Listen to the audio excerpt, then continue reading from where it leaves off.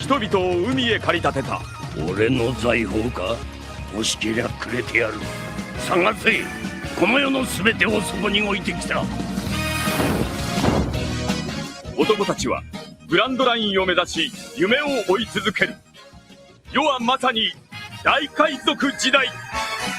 ありったけの夢をかき集め、探し物を探しに行くのさ。ワンピース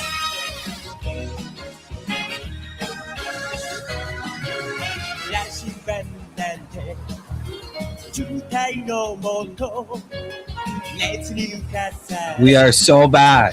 取るのさ。誇りかぶってた宝の地図も Big Wokey, Big Brother. 伝説じゃない個人的な嵐は誰かのバイブリズムの勝手 Big Stan. ありったけの夢をかき集め、探し物を探しに行くのさ。ポケットの恋 So do you wanna be my friend? We are on a cruise. We are Ladies, gentlemen, boys and girls, we are back. How is everyone? God bless each and every one of you. Glad to be back. I feel like it's been so long since our last stream. If you guys are in the Discord, you guys would know that we have been sick. I had to go to the hospital. I had to go to the ER. It was pretty terrible. Man, had to shed some tears.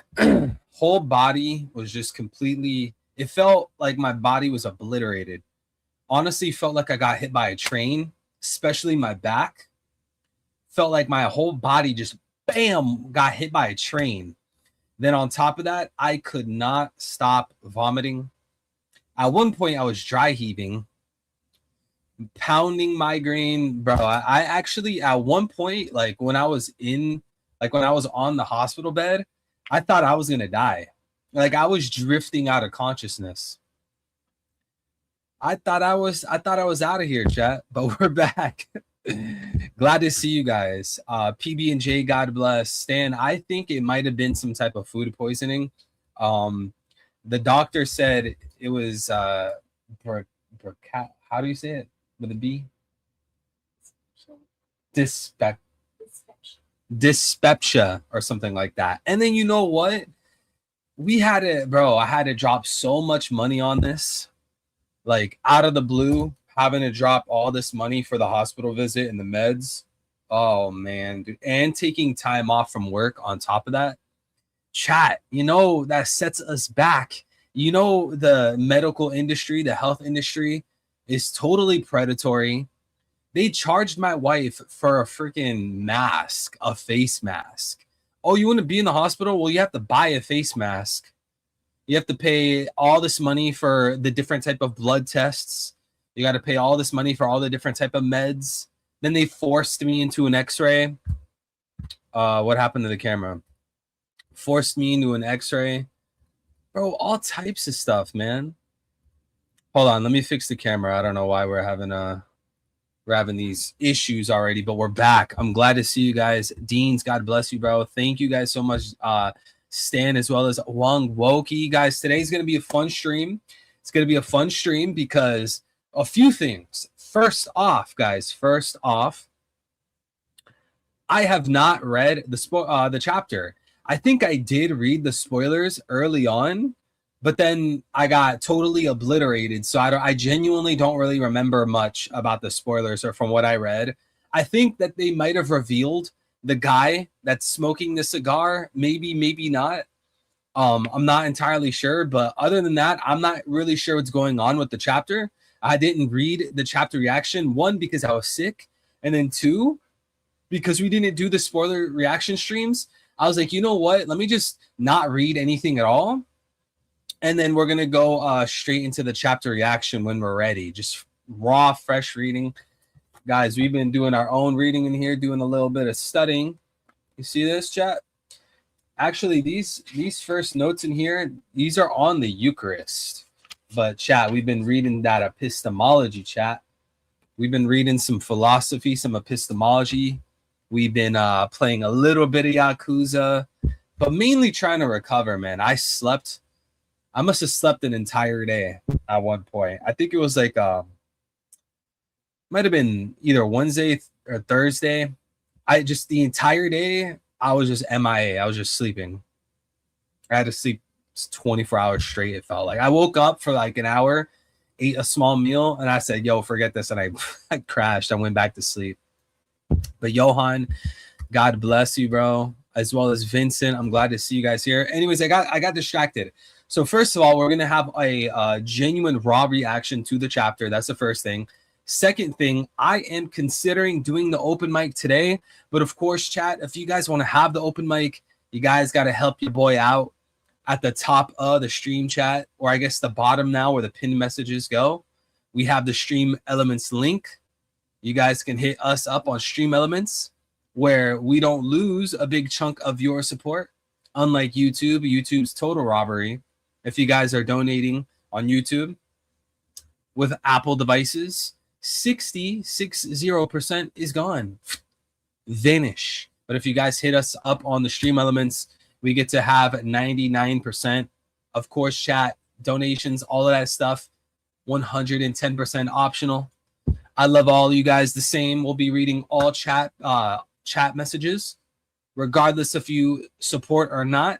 We will be debating anyone, regardless if you donate or not.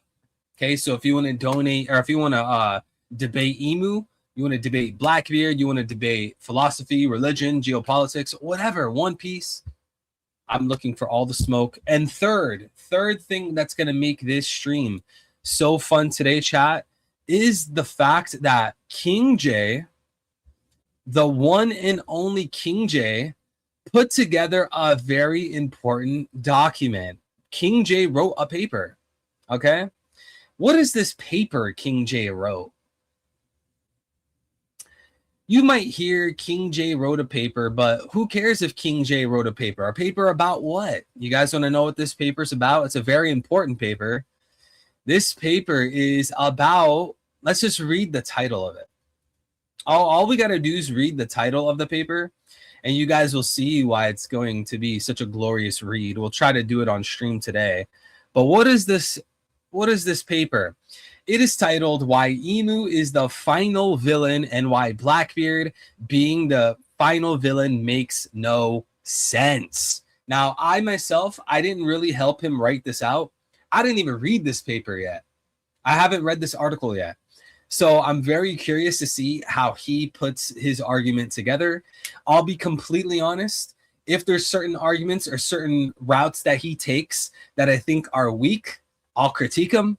But if there's arguments or lines of thinking, if there's rationale that I find very clear and distinct, I'll support it, right? So we'll be going over this today. Hopefully we have enough time. But without further ado, I say we just jump straight into the chapter reaction. We're not going to use Paint 3D anymore, guys. We're going to be using Excalidraw.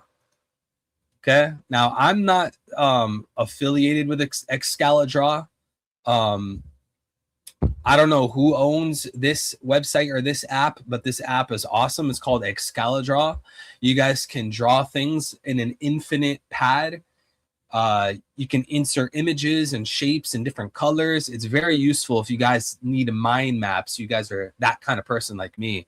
But Smokey, the sword swallowing chronicles of Queen J. All right, we'll see if there's some sword swallowing going on, because as far as I can see, as far as I can tell, King J is not a sword swallower.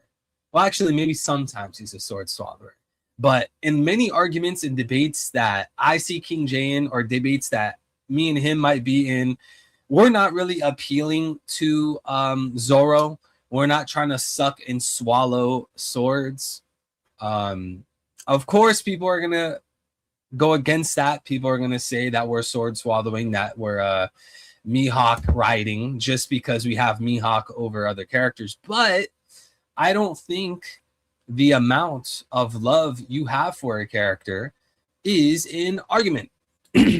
But anyways, I say, chat, I say without further ado, we get this show on the road, chat. Who's excited? Chapter 1186, Raw Genuine Reactions. Honestly, I have not read the chapter. God is my witness. I'm excited to see what's going down. And shout out to I think his name's Far Out. Shout out to Far Out on the Discord, because he was actually saying that this chapter is better if you haven't read the spoilers, because I guess the spoilers kind of misguide you, or the spoilers would have misguided you. Let me know, chat, if that's how you guys feel. Were the spoilers this week not good? Like, did they not really match up to the chapter? Or were they lackluster? I don't know. King Ju. I don't know where King Ju is. All right, chapter 1186. Once more. Cover request by Sunadango.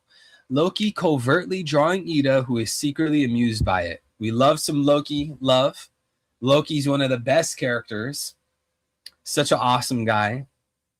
Loki's going to go down as one of the greatest One Piece characters ever. And look at this big, fat, juicy, magnificent, scrumptious, voluptuous, gorgeous, just feast, just this beautiful, delectable, magnificent, gracious. I want to devour this chat message. $300 super chat.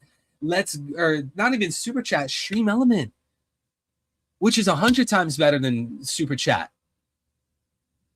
If this was a super chat, over $100 would have vanished.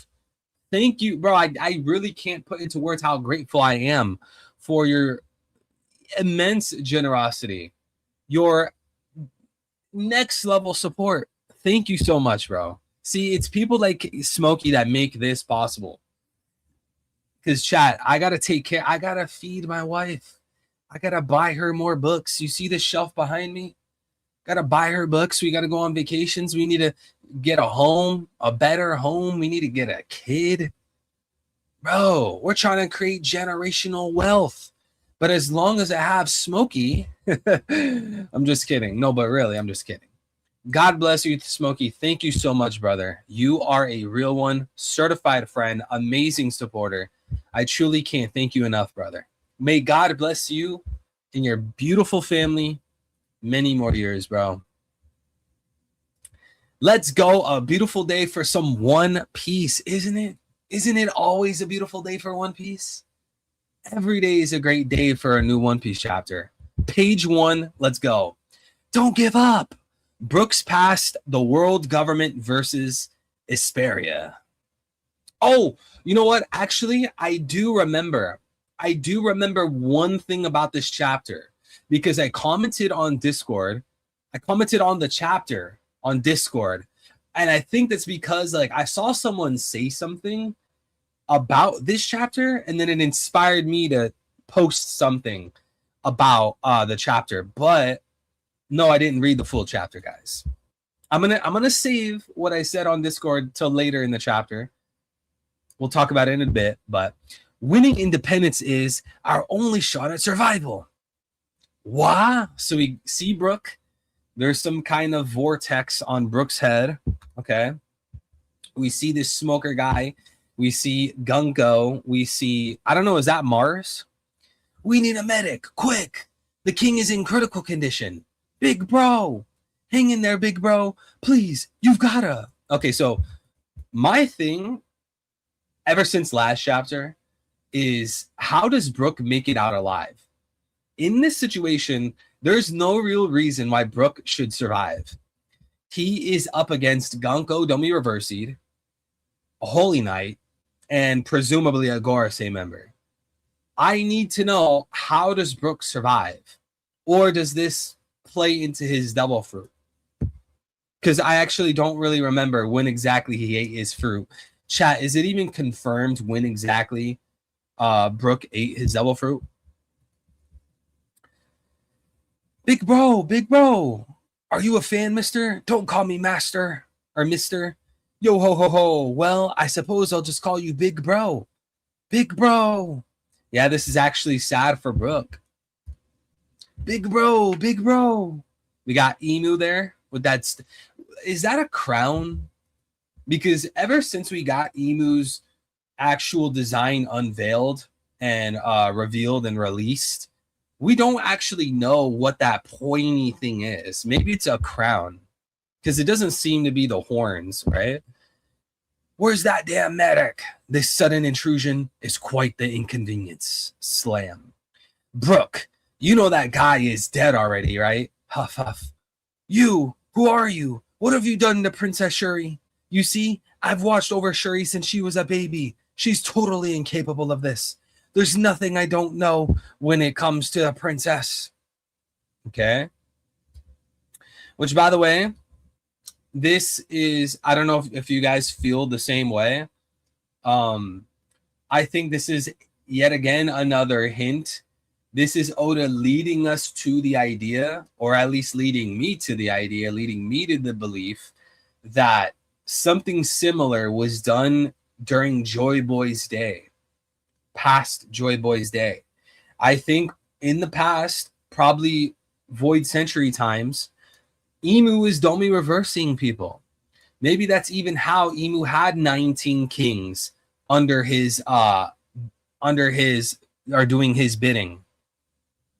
Emu probably had 19 covenants.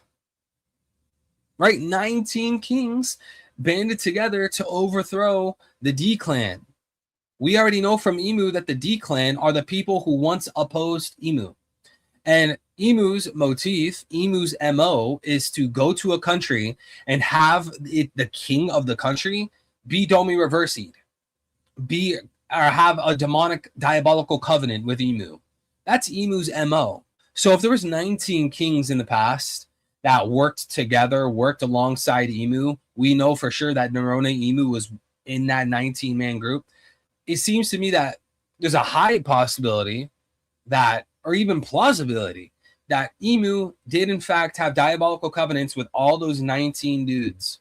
And that's how you had this big group of people overthrow the D-Clan, or take down the D-Clan. But what really confuses me is the Vivi or Princess Lily situation. Actually, I always forget, is it Queen Lily or Princess Lily? The Queen Lily situation, that's what throws me off. Did Lily not have like a high tier covenant? Did Lily have a low tier covenant, and that's why she didn't move? And then maybe she got killed for it? Been seeing a lot of Blackbeard final villain talk in these chapters. Okay, we'll be talking about that shortly, but we got to read the chapter first. Then tell me, Brook, did you know that I'm a celestial dragon? Same kind of thing that York wanted. We know from last arc, Egghead Island arc, there was also another woman, also another girl that wanted to be a celestial dragon. Well, in this case, of course, it wasn't naturally within Princess Shuri's will to become a celestial dragon, or even desire becoming a celestial dragon. But nonetheless, there's a woman here who has a desire, who has this capacity of wanting to be a celestial dragon. This guy wasn't my real father. Did you know that? Don't call him this guy, huh? What are you even saying? You are the child of King Leuven. That's a fact. Can you prove that? That's irrelevant when it comes to the bond between a parent and child. It isn't. This is the life-changing news. I should have been raised as a celestial dragon. These past 16 years were a complete waste. Don't you understand how angry that makes me? And that demand for 1,000 slaves, it isn't true. This guy just didn't want to hand me over. Stop calling him that. This guy was a good for nothing king who pointlessly led his people to their doom. First thing, chat, we should point out. First thing, oh, let's draw on the board, by the way. Let's draw one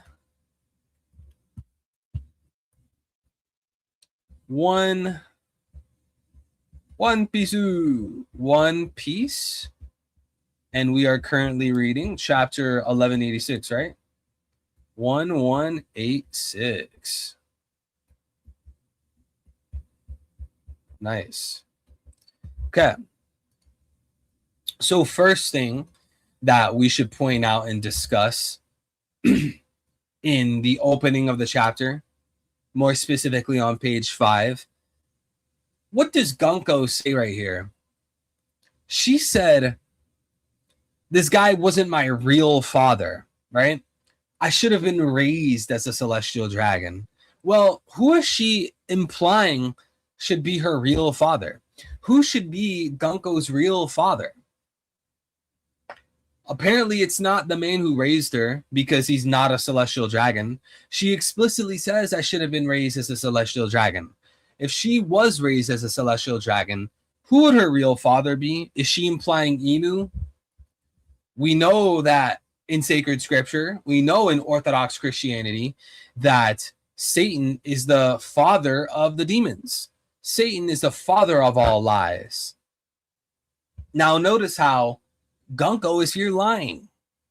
Gunko is feeding into the lies, buying into the lies created and manufactured from Emu and his cohort. She says right here, oh, that demand for 1,000 slaves isn't true. It literally is true. They literally made the demands of 1,000 slaves. This is an explicit lie. She's lying. Her father is the devil. The devil is the maker of all lies. That's why she rejects Leuven. She doesn't want to be the daughter of Prince Leuven. She wants to be a celestial dragon, the people who wear the funny hats, who worship the devil, who outright reject the Messiah, who outright reject the Christ, the one who's going to return, cast out the Antichrist, defeat Satan under his foot. But she's not down with that. She's rocking the black wings. She has the horns. She's devilish. She's not aligned with Nika. And who is Nika? Nika is someone that's prayed to by Kuma in a church at a cross as a pastor. Got a Bible in the One Piece story with a Noah's Ark and an Adam and Eve tree and the tree of knowledge with devil fruits. We see that Nika is heavily relatable or related to the Christ, our Christ, but not to these celestial dragons. These celestial dragons who reject the Christ, who want to play God, by the way. So I wrap this up by saying, of course, none of this should even surprise you guys. None of this surprises me that she would act like this and speak like this.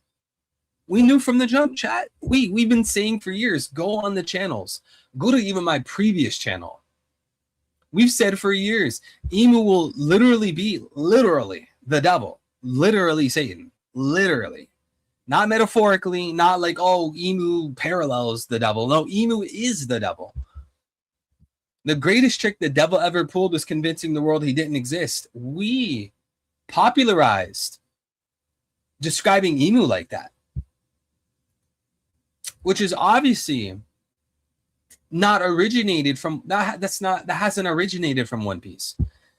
But the point is that all of these characters who are getting Domi reverse seed, all of these characters that are having the diabolical covenant made with Emu are going to look to him as a father, look to him as the true God, when he's a false god.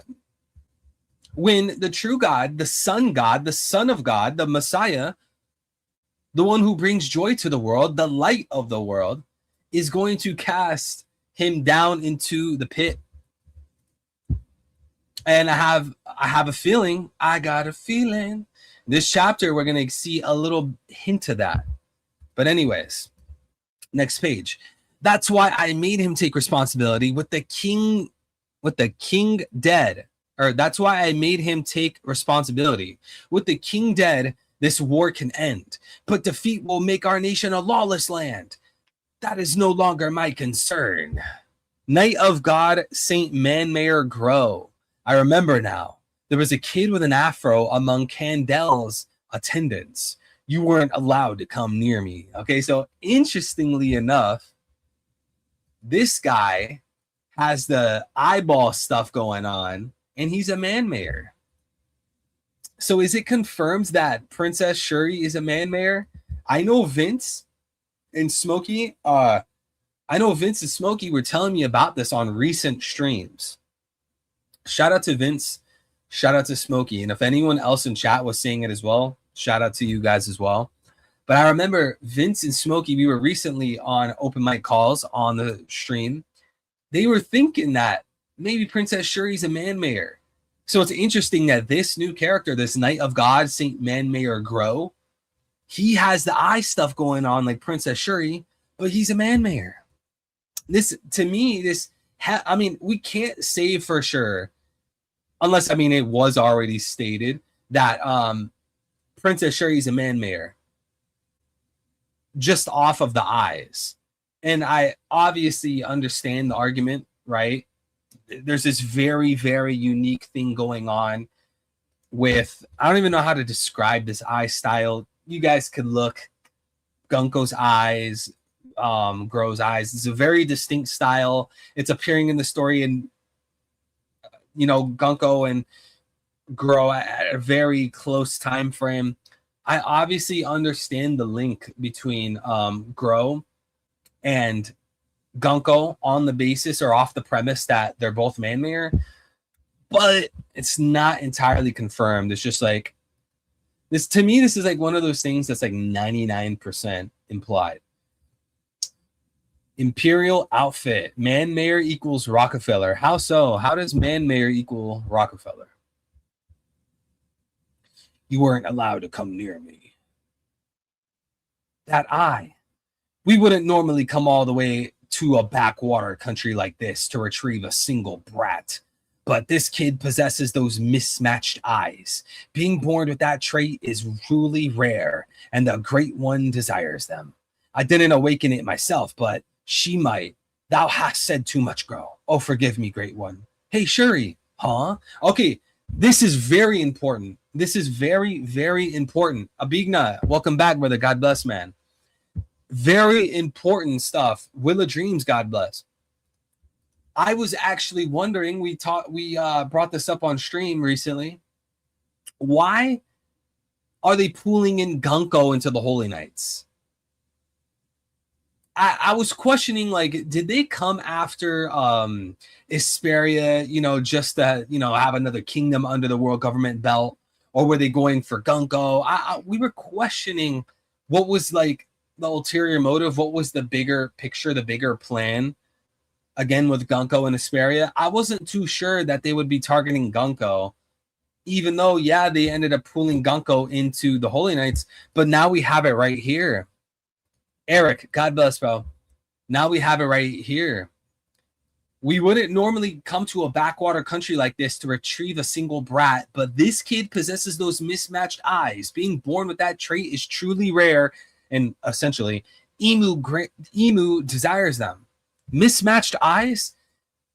Oda, you still need to explain and go deeper into the three-eyed tribe. Why are you doing some more eye stuff? You haven't shown us Zoro's eyes. You haven't went deep enough into the three-eyed tribe. You haven't explained the ring eyes of Emu, if it even needs to be explained. Why are you adding more eye stuff? There's already so many things that are unanswered, Oda. Hey, Shuri, huh? No, wait. This is just a dream, right? I used to change your diapers. I know everything about you, princess. You're so patronizing. Shedding tears like that is beyond pathetic. I deserve stronger protection. If I go to the Holy Land now, I won't need you anymore. To me, you were always an angel, but now you look like a demon. Gavat. I couldn't protect Big Bro, the man who saved my life. Looks like Gunko is going for an attack. Bond and Avant. From frogs to cattle, from kings to chattel, of the dead you'll find only bones get left behind. Boom! Headshot. Bones alone, as everyone knows, that's just the way the story goes. Bones alone, as everyone knows, that's just the way the story goes. Remember, Brooke did not answer Prince Leuven when Prince Leuven asked where those lyrics came from. Prince Leuven said, "Yo, Brooke, where's that song from? Where'd you get those lyrics from? Did you write that song yourself?" Brooke didn't answer. This is going to be a past song. This song was passed down since the times of Joy Boy. It's very possible, man. We got Bink Sake. Don't most people believe Bink Sake was passed down from the time of Joy Boy? Even in the Oriental Orthodox Church, we have hymns where the lyrics were never written down. But because people were singing this at the liturgy every day for centuries, they're singing the same hymn. We're going to sing this hymn every single Sunday. We're going to sing it at Vespers. We're going to sing it in the weekly liturgies. Bro, for hundreds of years, they didn't even need to write the lyrics down. They mastered the song without writing the lyrics down. But anyways, there's probably multiple songs in one piece, from the Void Century, from Joy Boy's time, that are still around just because people have been singing it. They've memorized it. Commander Brooke, he's awake. It's a miracle. I'm shocked the sword went through your head and you survived. It's a miracle. It missed your major blood vessels and the brain stem, the brain itself. What about the king? Wait, they interrupted him. It's a miracle that it missed your major blood vessels and the brain stem. The brain itself, dash. Why did they interrupt him? Were they going to say something about his brain? And hold on, chat. I don't know why we're having camera issues again.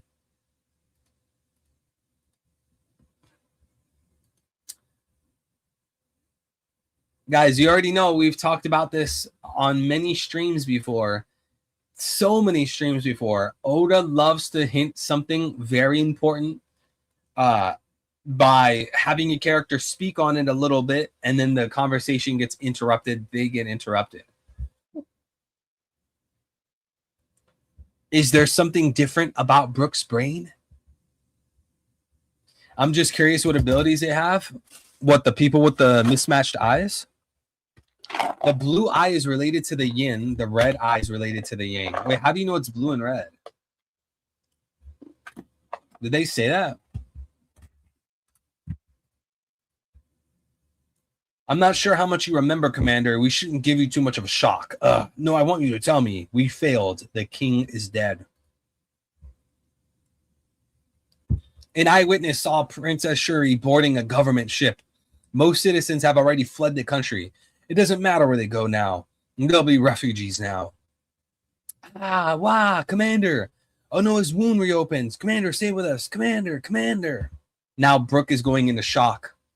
Yo, they ruined Brooke's life, dude.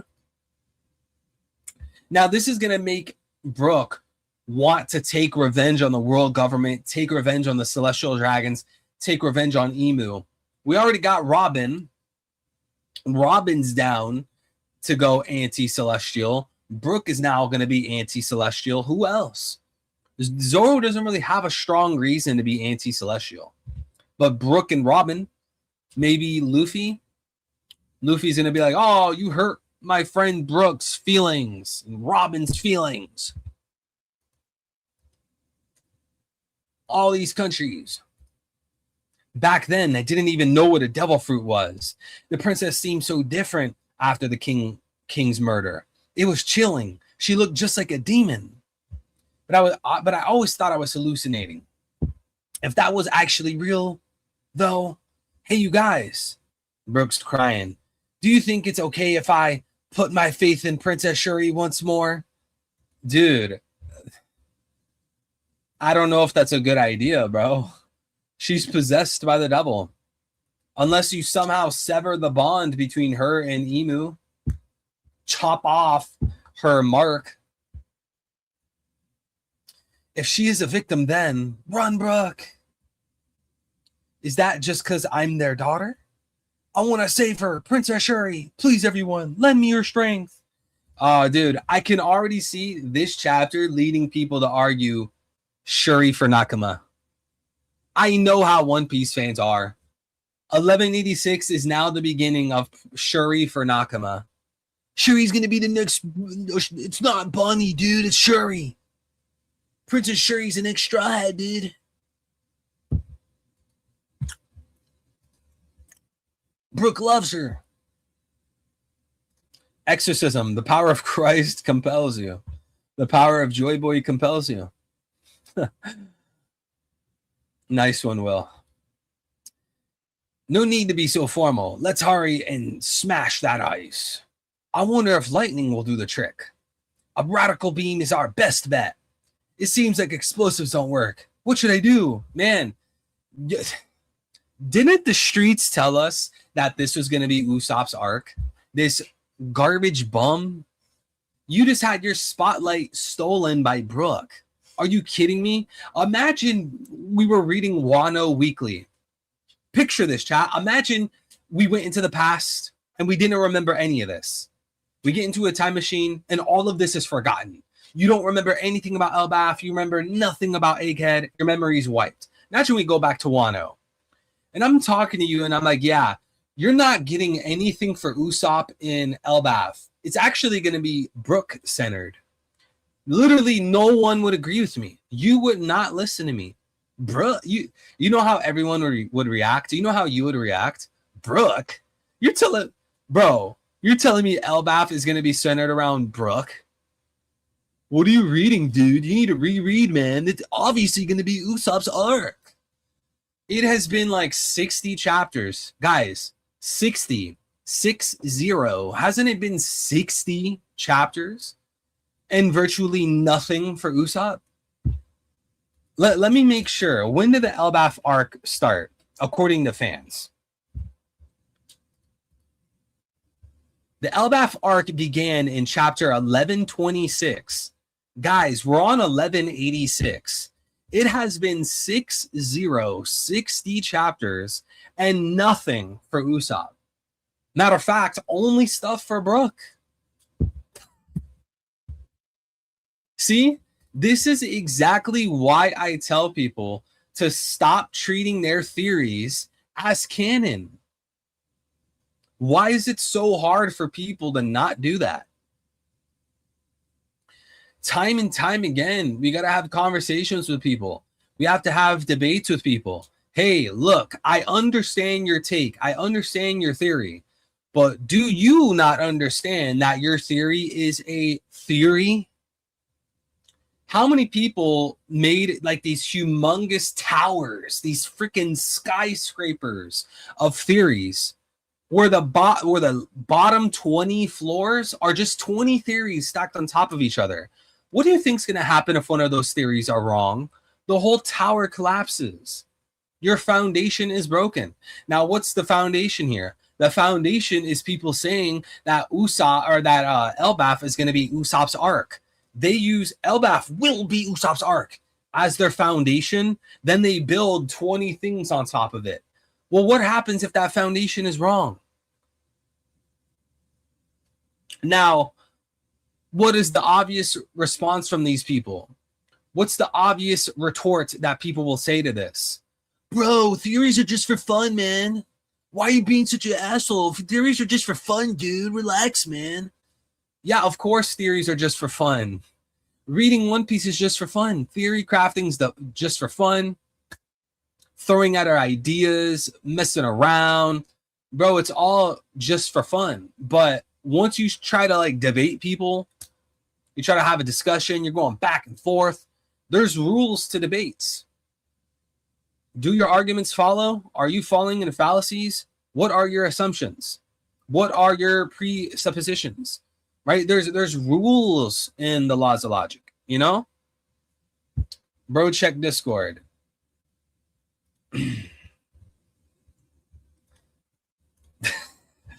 Hold Hold on, let me pull this up for the chat real quick. Guys, you got to see this. Chat, you got to see this. Matter of fact, we're going to have this on the screen until we need to start drawing some stuff. Because you know what? This is despicable. Usopp, what are you doing, dude? So, all in all, if you want to make One Piece theories, bro, go ahead. Have fun, man. I'm not anti-fun. Bro, if you want to have fun with One Piece, you should do that. I want everyone to have fun. I want people to have a fun life. I want people to be happy. I don't want people to be depressed and filled with anger or depression or anxiety. I want people to be happy. But once you start pitching your theories out and you start questioning other people's theories and you start pushing your theory a little hard and you start debating, now it's something else. Now we're going to have to critique you. We're going to have to support the good stuff and toss out the bad. So what's my point here? Stop treating these ideas, these possibilities of the future as concrete facts. The future doesn't even exist. You can't point to the future. There's no ontological status to the future. No one can point at the future. You can't put the future under a microscope. The future has no weight, right? So how could you even use the future as like this concrete fact, like this brute fact? I mean, I understand that, you know, sometimes there's, you know, necessary conclusions to things. I understand that much, but 99% of the time, that's not what's going on with theories. But anyways, enough of my TED talk. Enough of the TED talk. We're getting back to the chapter. Hey, Brooke, wait up. Whoa. Walrus School cafeteria. Wow, I'm stuffed. That crazy new guy is Elbaf's enemy, right? Huff, huff. Then he's my enemy too. I'm overflowing with power. The way I'm feeling right now, I don't think I can lose. Oh, Luffy versus Emu. Luffy versus Emu. Luffy versus Emu. Oh my, bro. Luffy versus Emu. Baby, Luffy versus Emu. How many years did we wait for this? Bro, Luffy's running the Emu right now. Emu's getting one shot. Bro, how many years did we wait for? I'm so amped. Bro, I'm on page 15. The chapter's not over. How many years did we wait for this? You guys remember those days? Bro, I can't wait till Emu's revealed. Bro, one day Emu's going to be revealed. Bro, one day we're going to be reading One Piece and Luffy's going to be fighting Emu. That day will come, guys. How many times did I say that, chat? Oh my gosh, no way. Luffy, my pirate king. Oh, brother. Oh, dude. Bro, the king of the pirates versus the king of the world. Shout out to Young Smokey. The king of the pirates versus the king of the world. Huff, huff. Targeting kids. The world government sure plays dirty. Huh? Thou art ignorant of the reason, then? Shall I enlighten thee? 800 years ago, the giant race were defeated in a bid to rescue their children. Dude.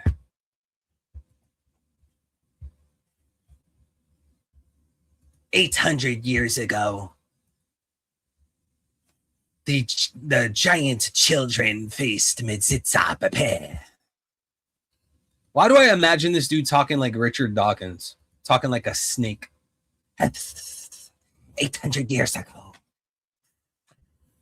800 years ago, the giant race were defeated in a bid to rescue their children from the Mizitsa.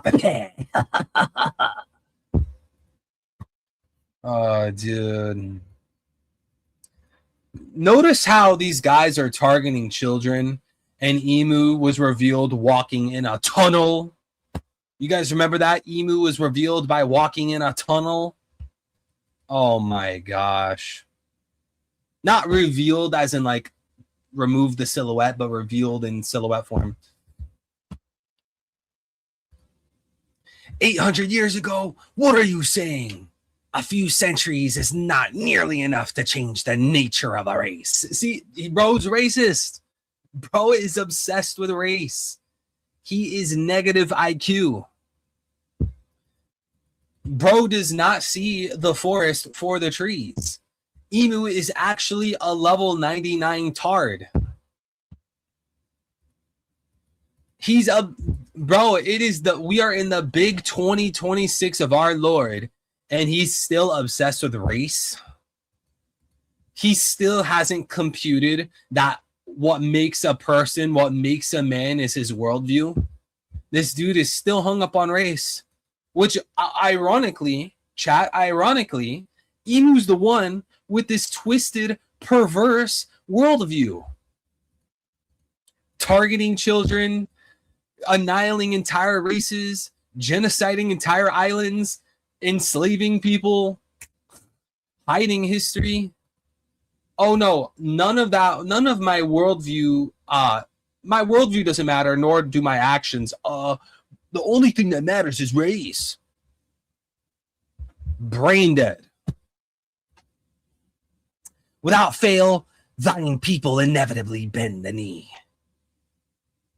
When thine offspring are taken, ignorance of the significance of what is occurring is irrelevant. History always repeats itself. 'Tis already too late. Thou art all slaves of Mu. You prick. What do you say? What are you trying to say? Hey, dumbass. Get off of Alba. Our pirate king. Luffy. Luffy. Luffy. Luffy. Luffy. Luffy. Let's go. Let's go. Bam. Bro, he just got St. Charlos. Bah. He said, bah. Smokey. Luffy said, bah. Look at Emu. Bro, look at Emu's face. Smushed, there's blood gushing out. Bro, bam. You just got mollywops by a real king. Look at this bozo. Look what the editor note says. One strike. Bro got one tapped. Not really one tapped, but one tapped. Is by the way, chat, is Emu on guard? Is Emu looking at Luffy? Because we see the panel of Luffy, his arms back, and then the immediate panel to the left, Emu, there's like exclamation marks and there's like a snap, right? Is Emu looking at Luffy? You couldn't dodge that speed, huh? Hey, Smokey, Luffy or Emu can't handle that Luffy speed. You can't handle Luffy speed, but you're cooked, bro. You got to go against Ragnar, Loki, and Luffy? Nah, bro. Wrap it up, dude. Wrap it up. Go home, man. Go home, dude. Go back to the main lobby, dude. Nobody is surviving this fight. There's not a single character in the entire storyline that's handling this fight. I don't care who you say. At least people alive right now. Kaido, no. Garp, no. Blackbeard, hell no. Is there a single character alive in One Piece that's handling this fight? There's literally not a single character. Green Bull, no. Kainu, no. Probably not even Dragon, even though you can't really scale Dragon like that. Is there a single character in One Piece that can handle Ragnar, who's already immensely OP, Loki, who's next level OP, literally two characters that are probably in top 7 minimum, plus Luffy? Bro, there's Blackbeard struggled against Law in a 1v5, chat. Remember that. I want you all to think about that. Blackbeard had 4 of his homies with him against Law. Blackbeard would be completely cooked. We remember how when Blackbeard and 4 homies fought Law hit Blackbeard with a shock willy, and Blackbeard was almost down for the count. He was already like blood and spit everywhere. Imagine Blackbeard got hit with a Thorheim, and then next second, Luffy's throwing a Bajrang gun. There's nobody in. What is Oda thinking? Is Emu about to turn up or something? Because no one is surviving this. This is the most OP, one of the most OP lineups you could literally do. Ragnir, I don't know if you guys can scale, but Ragnir and Loki, those two alone is already insanely out of this world. In case you guys have not looked at how Harold and Emu spoke about Loki and Ragnir, and it was Loki that took out Harold. It was only Loki that had the strength to take out Harold. Tomorrow's the mural episode. Wonderful. Thank you so much for letting me know. King J with the hundo. God bless, bro. Thank you so much, brother. Luffy, Loki, and Ragnir versus Emu. Even top tiers die if they get in between these four going all out. Yeah. Dude, if you threw freaking... Imagine you threw Green Bull in here. Green Bull's done. Green Bull would die just based off of Luffy, Loki, and Ragnir fighting Emu and Emu fighting them. Like, Green Bull would die in Crossfire. Wow, amazing chat. With all that being said, drop a rating in the chapter. What do we rate the chapter? 1 to 10. I'm gonna be generous. I'm going to give it a, I'm going to give it a 10. We haven't given a 10 in a long time. I think this flashback, could have taken place way earlier in the arc. I'm very interested to see what these different eyes mean. What does it do for the user, or what does it do for Emu? Luffy's now in the ring against Emu. Oh, brother. Oh, this is a good one. We haven't gotten a banger chapter, a truly banger chapter in a while. But come on, Luffy punching Emu. Come on, Chad. That already shoots the chapter up high. Hype ending, right? How many chapters of One Piece have you seen where Luffy punches Emu? Come on, bro. That already guarantees minimum an 8 at the bare minimum. Amazing. All right, chat. I do want to go over King J's article, guys. King J, as we said, he wrote an article why Emu is the final villain and why Blackbeard will be the final, or why Blackbeard being the final villain makes no sense. He wrote an article on this, chat, and I don't want to leave King J hanging. So what I'm going to say, guys, or what we're going to do, we're going to read through this article.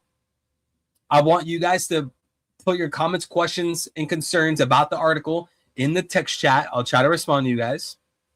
We're going to review the article. King J, don't get your feelings hurt. If I disagree with some of your points, if I critique your arguments, don't take it personal. I know you wouldn't anyways. And if I genuinely like your arguments, I'll genuinely support them. I will go unbiased as possible. I will be as unbiased as possible. If King J is making a fallacy, if King J is arguing a non sequitur, whatever mistake King J makes, I'll call it out. I will be as honest and as clear as possible on this article. But I'm very excited to read this. I definitely agree with this conclusion.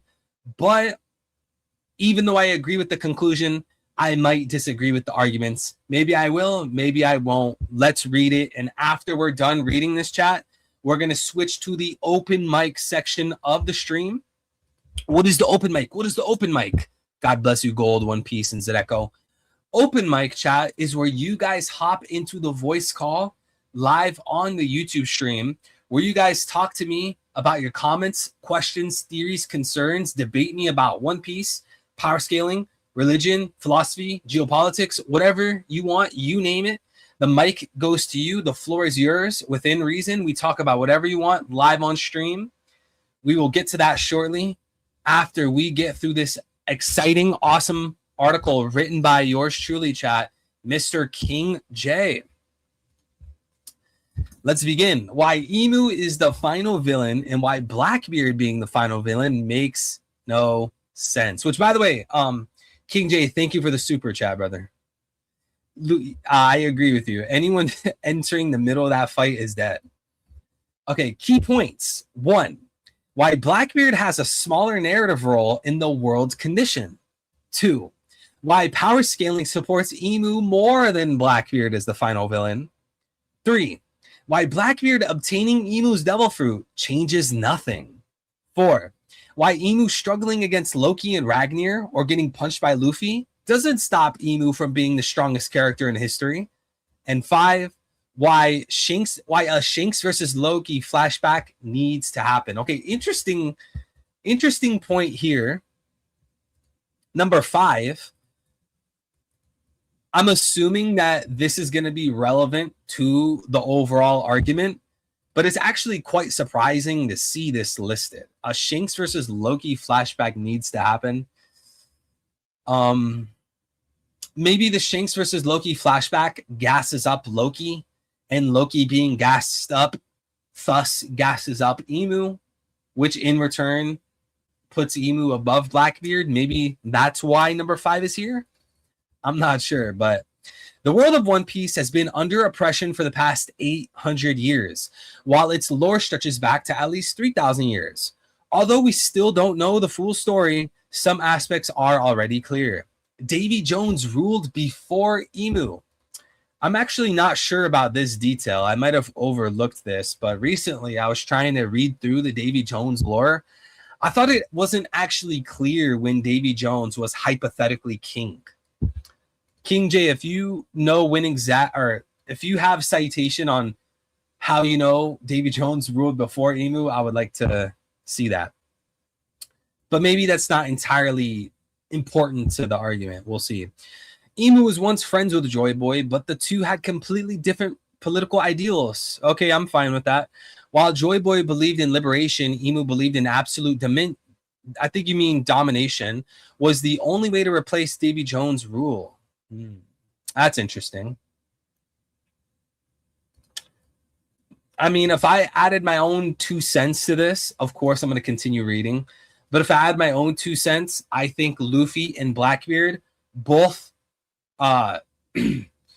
both value freedom, but in different ways. Blackbeard or Davy Jones would value freedom in the sense of natural freedom, where humans can physically do things. I can physically walk up and slap you, but that's not in line with someone like Luffy or maybe Joy Boy, who values moral freedom or virtuous freedom, where people should be able to do things as long as they're not hurting or oppressing others.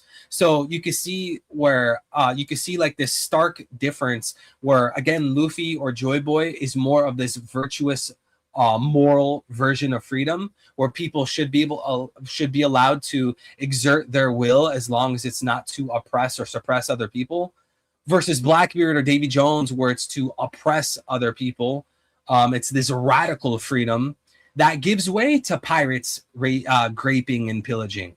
So I can understand why Emu would see that and be like, no. You guys can't have radical freedom, because with radical freedom, pirates go out, grape, and pillage. Who wants to live in a world like that? Who wants to live in a world where everyone has full maximum radical natural freedom? You could just rob whoever you want, kill everyone you want. No, we need to have rules and social order. So I could see this position Emu would take, similar again to Thomas Hobbes when you read about how he formulated his Leviathan. I don't want to get too deep on this. I want to we'll talk about that later. But anyways, I think I see where King J is getting at with this. I don't want to go too deep on that at the moment. We got to stick to the article. Ever since then, the world has lived under oppression, with scientific progress deliberately suppressed by Emu. Even if Blackbeard is the second coming of Davy Jones, neither Blackbeard nor Davy Jones is the reason the world has suffered for the last 800 years. That responsibility belongs to Emu. Now, this is a phenomenal point. Very easy, simple, straight to the point argument. Straight to the point. Enel is the reason Skypiea was suffering this whole time. Doflamingo was the reason Dressrosa was suffering the whole time. Kaido is the reason Wano was suffering the whole time, even though Big Mom was entering in, forming an alliance with Kaido to be the return of rocks. Emu is the one that casted the world into utter darkness for nearly a millennium. Not Blackbeard. Blackbeard's only a potential. See, and this is what people do when they argue for Blackbeard final boss, Blackbeard final villain. They have to use theories as a crutch. They need to use a theory as a stepping stool to then reach for the next theory. Oh, well, Blackbeard's going to take over. And now that he's going to take over, now he's going to be stronger than Emu, and then he's going to be final boss. Where versus the other side, no, Emu's already established as the world ruler. This is very simple, straight to the point. Far less entities, as Occam would put it. Blackbeard's role in the story is to stand against Luffy and determine who earns the right to challenge Emu. Okay. If Blackbeard wins, he can restore Davy Jones' monarchy and return the world to its original state. If Luffy wins, he could carry on Joy Boy's ideals of liberation and create an entirely new world to replace Emu's dictatorship. Those are the two paths the world currently has. Some people argue that Luffy versus Blackbeard will happen after Emu's to defeat to decide who replaces him. But there are several different reasons why that isn't possible. This brings us to the One Piece itself. A common argument is that unlike the Revolutionary Army, Luffy doesn't care about oppression and only cares about achieving his own dream. Yeah, mainly true.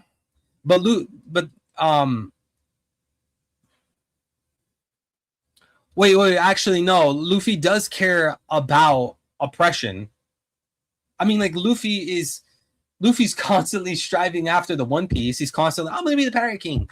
But every single island and country, he's freeing people from oppression. That's what he did with Wano, with the, I always forget, is it Akaboro Town? The starving people being oppressed? I forgot, and I just read it. No, I actually disagree with this. But that's like saying Luffy didn't care about Kaido or Doflamingo and only cared about feeding Tama or helping Rebecca. Luffy has never been motivated by defeating villains for the sake of defeating them. Instead, the villain eventually becomes the obstacle standing in the way of his goal. Yeah, I agree with this. Kaido had to fall for Tama to be liberated. Yeah.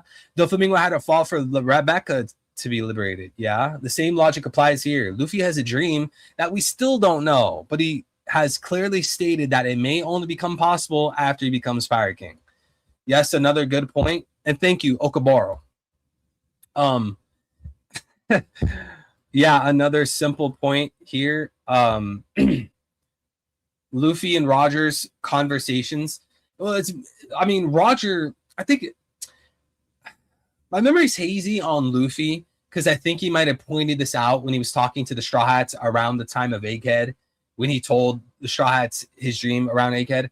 But in my memory, at least, Roger is doing the heavy lifting here.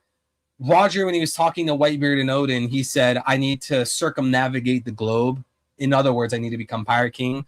And then right? So maybe Luffy said it as well. If that's what you're saying, I'm fine with that. I probably just don't remember. But at least in my memory, Roger's doing the heavy lifting there. Either way, we end up at the same conclusion.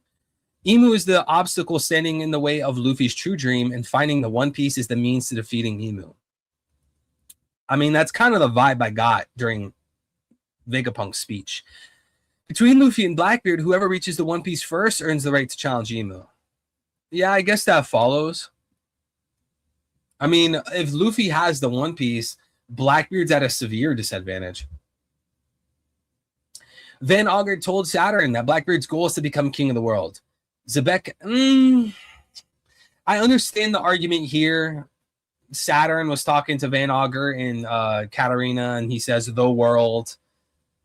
It's a little ambiguous if they're directly stating that he wants to be king of the world, but I wouldn't want to. I'm not going to nitpick with this.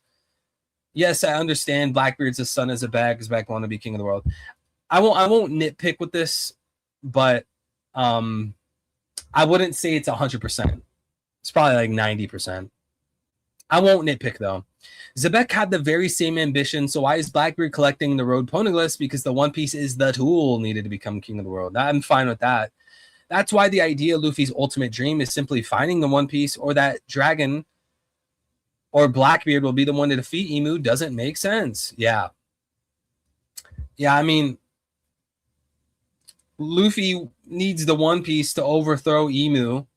Vegapunk treats it as like this huge weapon, but Luffy gets like this huge weapon, this magnificent tool, and then Dragon takes out Emu. Then what? What does Luffy use the One Piece for? I mean, as a weapon at least.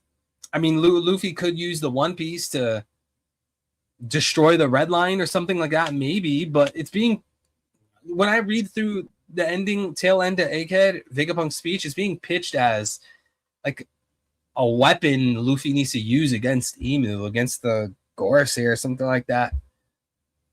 This brings us back to power scaling. For this discussion, let's consider two versions of Blackbeard. The Blackbeard we see now in the hypothetical version, future version, after receiving a power-up, possibly by consuming a third Devil Fruit. See, I want to quickly mention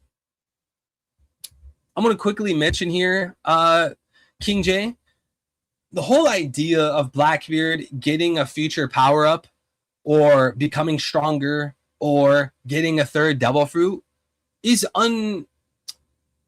this might be a hot take, but I would say it's I don't know if I want to say it's ungrounded, but like I wouldn't grant people that.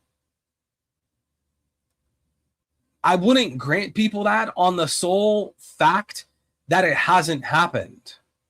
Now, I'm not saying you're wrong for doing that. Like you could tell someone, hey, let's grant your idea and let's see where it leads. And maybe you grant someone's idea and their idea still fails. I can understand why someone would do something like that. Maybe that's what you're gonna do. But I would even take the strict approach and I would say, no, I'm not granting that. Why should I grant that Blackbeard's gonna have a third Devil Fruit? Yes, it's possible. Yes, we've seen the Blackbeard third Devil Fruit theory a million times. 3 skulls on the flag. He lines up with the Oars having 3 skulls on his belt. Blackbeard's based off of 3s. You know, the 3 hearts thing. We all get the ideas and the theories, but at the end of the day, that's only a theory. Why should we grant a theory? So I'm not against you. I'm not even like, I don't hate this or dislike this at all. But for me, I would just like not even grant it. I would say, okay, you want to argue that Blackbeard's going to be the final boss, but you need Blackbeard to get a third Devil Fruit. Let me check your ID at the door. But hold on. This is the theory club. This is the critique club. I'm checking your ID at the door. I'm the bouncer. Let me see your ID. Your ID doesn't have third Devil Fruit confirmed. That's just a theory. And again, King J, I'm not disagreeing with you. I'm just showing you my own position on the matter. God bless you, Jabriel. Thank you so much, brother. Hope you're doing good, Jabriel. You and your brother. That's what I would say. I would check the person's ID at the front door. We all get the third Devil Fruit theories. We've heard it a million times. We understand it. I'm not even against it. I think Blackbeard getting a third Devil Fruit would be sick.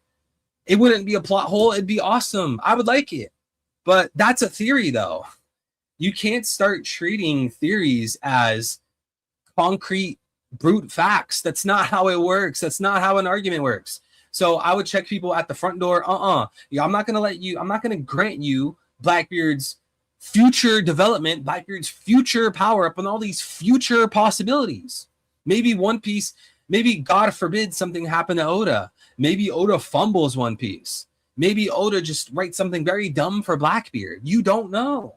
So I'm not going to grant something in the future as a current concrete fact. And this is a brutal, devastating rejection for them, because how much harder is it going to be for people to argue that Blackbeard is final boss if you don't grant them a theory? This is devastating to the Blackbeard final boss position. Devastating. They need the theory that Blackbeard is going to get a third Devil Fruit and he's going to suck up Emu and he's going to get so much power and he's going to be the return of Davy Jones. Sure, definitely possible all of that happens. Why not? It's possible. It's totally possible Blackbeard can do all of that and more. But that hasn't happened yet. And that's the problem. Anyways, King J points it out, third devil fruit. Ever since Emu started struggling against Loki and Ragnar, many people have used that as an argument to claim that Blackbeard is stronger than Emu. But in reality, struggling against Loki is not a bad look for Emu. Blackbeard himself struggled against Law, despite having the support of 3 commanders and stronger, a mythical Zoan Pegasus, effectively making it a 5 versus 1 battle. If anything, struggling against Law is a much worse showing than struggling against Loki. Another devastating critique. This is absolutely brutal critique of the Blackbeard final boss position. And thank you for pointing this out. I've been trying to hammer this in for the longest time. I'm not anti-Blackbeard. Blackbeard is awesome, dude. The majority of my theories are on Blackbeard. Blackbeard's an awesome character. Blackbeard would stomp out a ton of characters. But why should I start talking some nonsense just because I like Blackbeard, or talking nonsense just because Blackbeard does take out a few of these other characters? At the end of the day, Blackbeard had 3 commanders and stronger. It was a 5 versus 1 chat against Law. Think about that, guys. Law. You are aware that Emu called Harold his strongest subordinate, right? He treated Harold as his strongest subordinate, right? Didn't Loki basically one-tap Harold? Harold healed and Loki one-tapped him. He actually disintegrated Harold's entire body. Whoa, that must make Loki insanely high then, right? Look at the damage that Loki can do on the environment as well as Emu. Look at Ragnar not bending to anyone's knee except Loki. Do people not compute this? Look at the immense sheer power of Loki and Ragnar. Maybe you guys don't like Loki and Ragnar for whatever reason. Maybe you hate them. Maybe you think they're an ass pool. Maybe they're boring. They're random, whatever. But can't you admit that they are extremely powerful? Way stronger than Law. But wait. Emu's taking all of this stuff from Loki plus Ragnar. But on the other hand, Blackbeard had 4 homies with him struggling against Law. Do you not see the huge, massive discrepancy here? This is a devastating critique to the Blackbeard position. I mean, and see, chat, this is why they rely on the future strength. This is why, King J, if I can offer a suggestion, you should trade the orders of this. You should trade the order. You should point out, like, take this little section of Emu struggling the Loki and Ragnar. Take that section and put it before this section of Blackbeard getting stronger in the future, because that's the line of thinking that people do. If you show someone that Blackbeard struggled in a 5 versus 1 against Law, and you compare that to Emu struggling against Loki and Ragnar, what is their next response? They're going to say this. So that's why you should put it after, King J. They're going to say, oh, but no, dude, trust me. Blackbeard's going to get a 3rd devil fruit. Blackbeard's going to be the strongest dude ever. He's going to get new god hockey, and he's going to suck up Emu, right? What are they doing?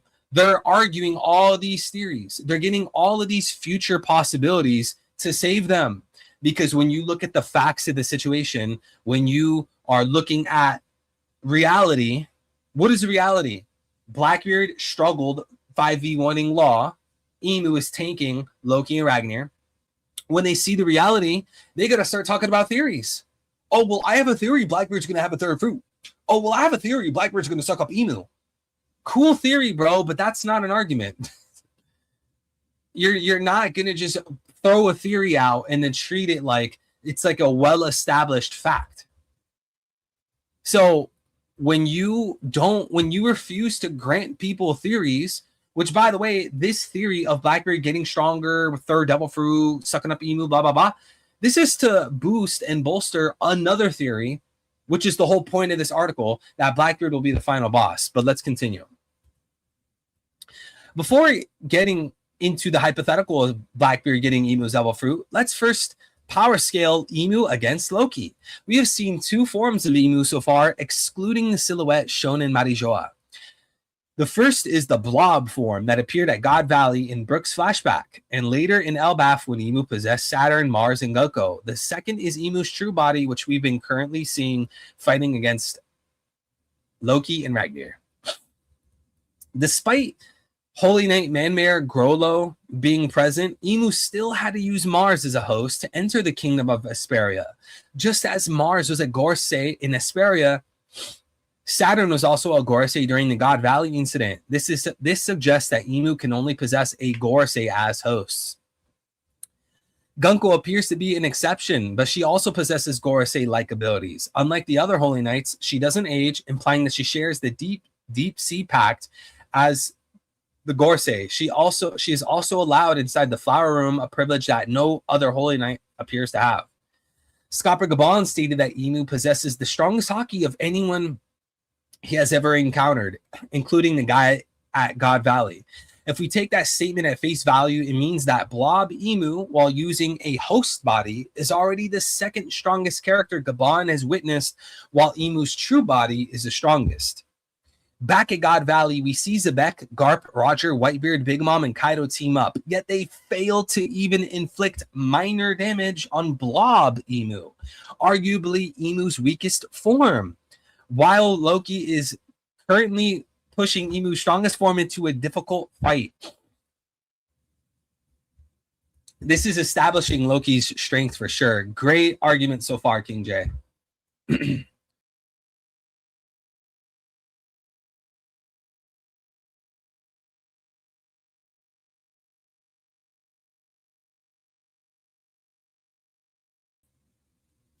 Question, is Emu governing the world is actually wrong? I would say, yeah. I think the world should be governed by the actual genuine God. And it appears to me that the actual genuine leader God, the top God, maybe the other ones are little g gods. I don't want to get too deep into that. The top one, or at least the true God, is Nika, manifested as Joy Boy. I think they should follow the will of Joy Boy, the will of Nika, rather than the will of man. Man-centered man is doomed to fail. God-centered man will always prevail.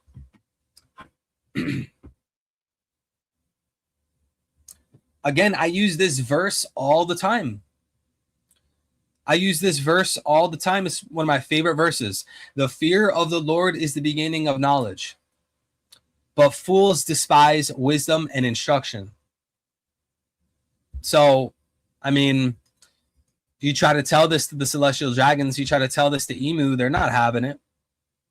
Unless you're talking about Emu as their god.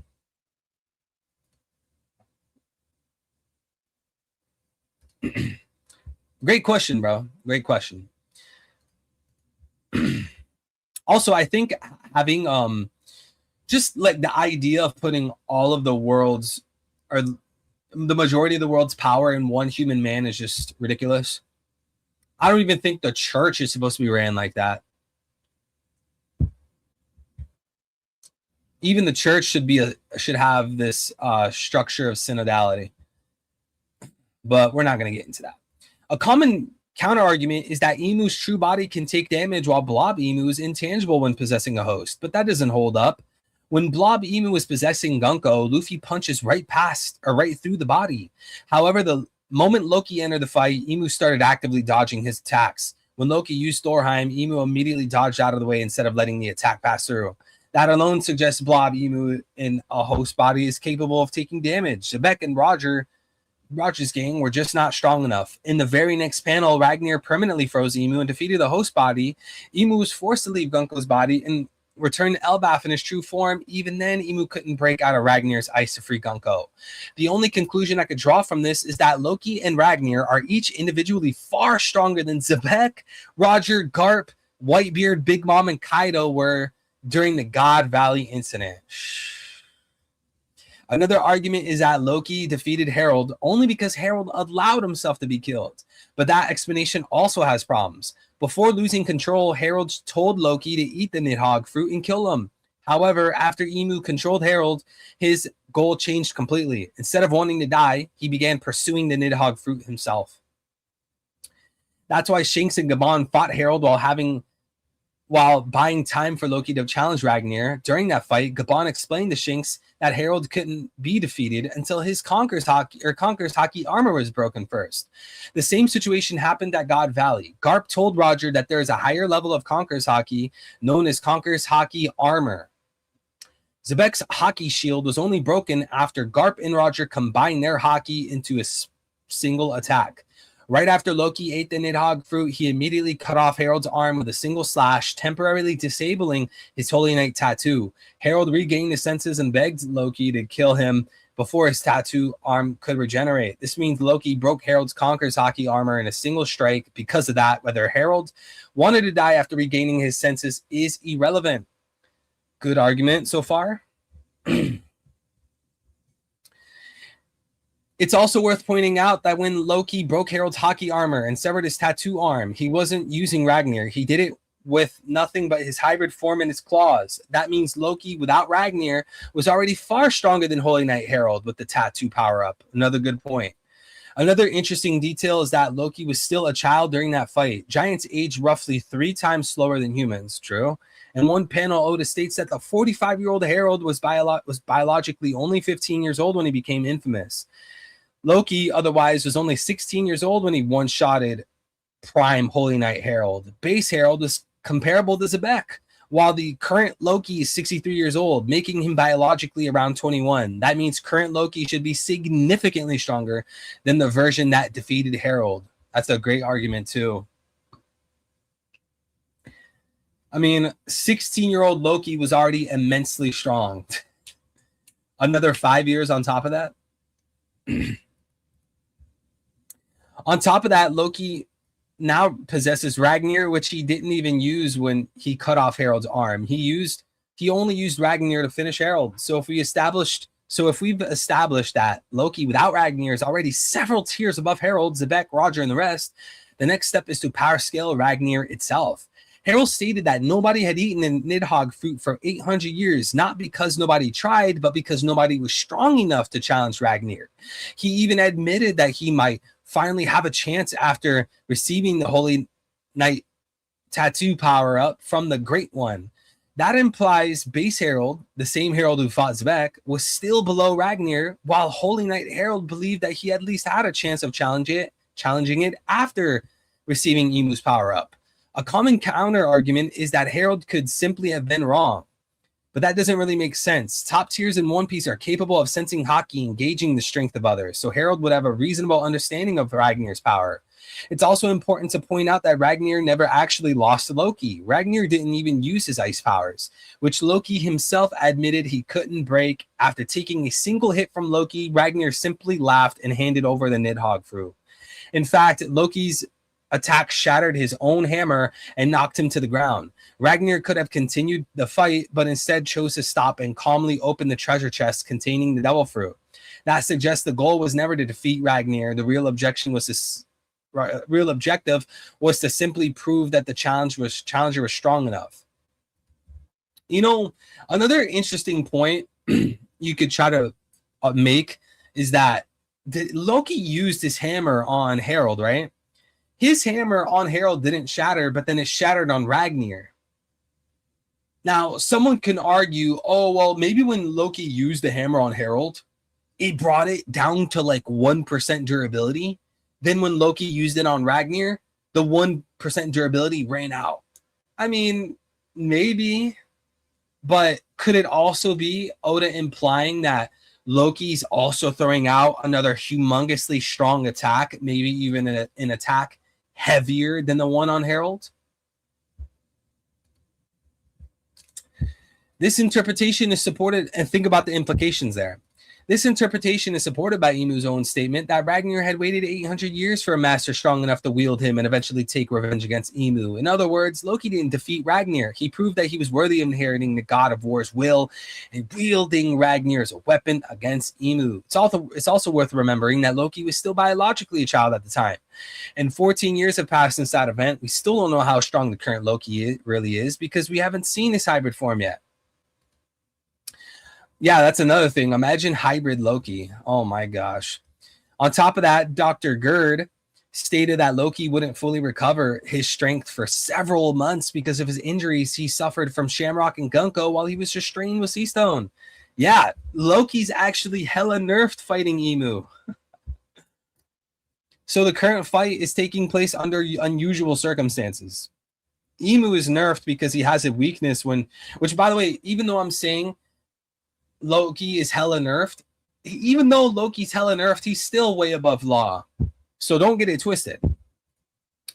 So the current fight is taking place under unusual circumstances. Emu is nerfed because he has a weakness when exposed to the outside world, while Loki's also fighting in a weakened state due to his injuries. Even then, the scale of this battle is still far beyond anything Blackbeard has demonstrated so far. This brings us back to the argument that Blackbeard might eventually obtain Emu's Devil Fruit. Even if that happens, it wouldn't change much. Orochi had a mythical zone and is still lost to Nami in Act 1.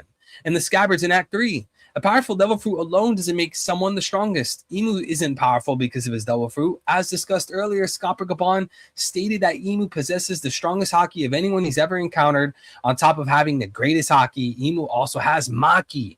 Without those two abilities, simply eating Emu's Devil Fruit wouldn't make Blackbeard as strong as Emu. Yup. Well put.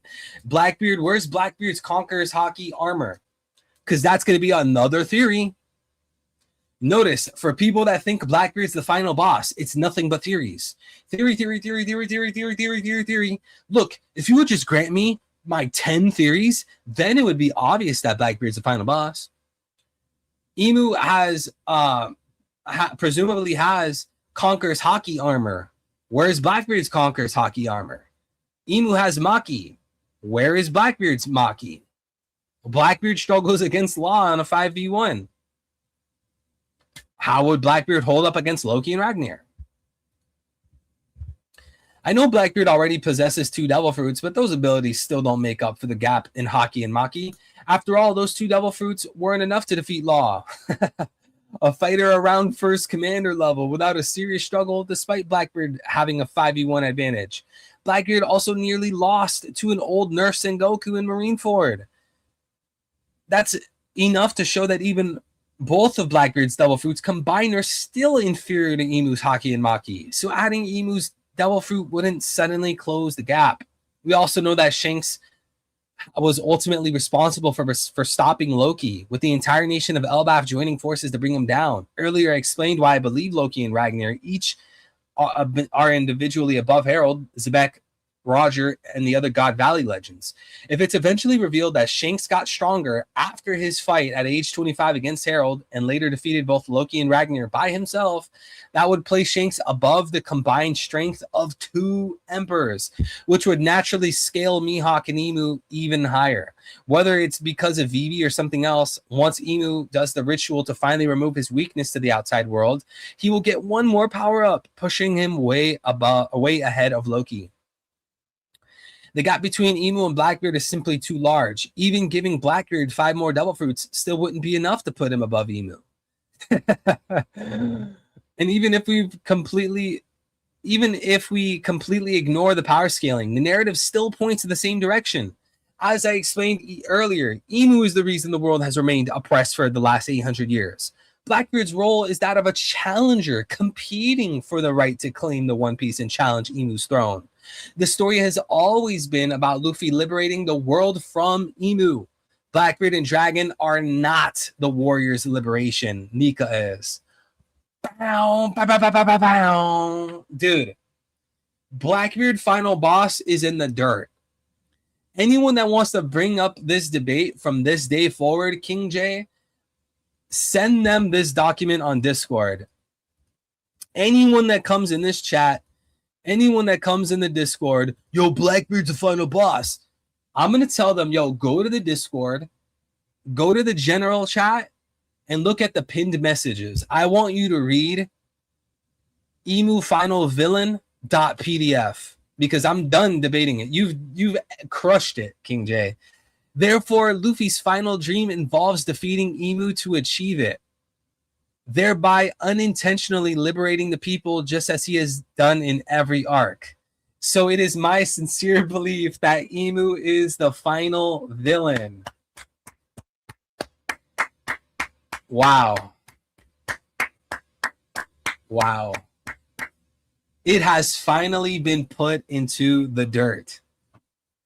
Blackbeard final villain, Blackbeard final boss is officially dead in the water.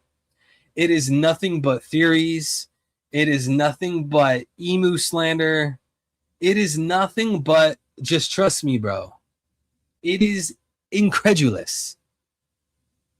What a magnificent thesis. What a nice treatment by the one and only King J. Guys, please give a round of applause to King J for taking the time to write this article, for writing this treatise. Why Emu is the final villain and why Blackbeard being the final villain makes no sense. Thank you so much for writing this. It was awesome. I mean, there's not much I disagree with here. I really like the arguments. You made really strong arguments. I mean, if you could have one more tweak, I would maybe try to steel man the Blackbeard. I mean, you did kind of steel man the Blackbeard position, because in this writing, in this treatment, right, you mentioned that, you know, Blackbeard's going to get a future power up, possibly a third devil fruit. You know, you tried presenting the Blackbeard position in its best light. You tried to steel man it.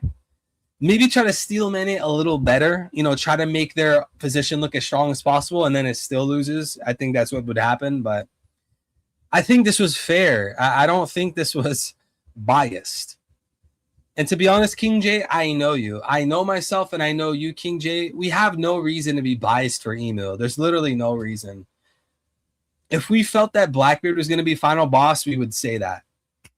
Doesn't I probably like I might think Blackbeard's a little cooler than Emu at the moment, right? But even if I liked Emu in every way more than Blackbeard, that still has nothing to do with the conversation, you know?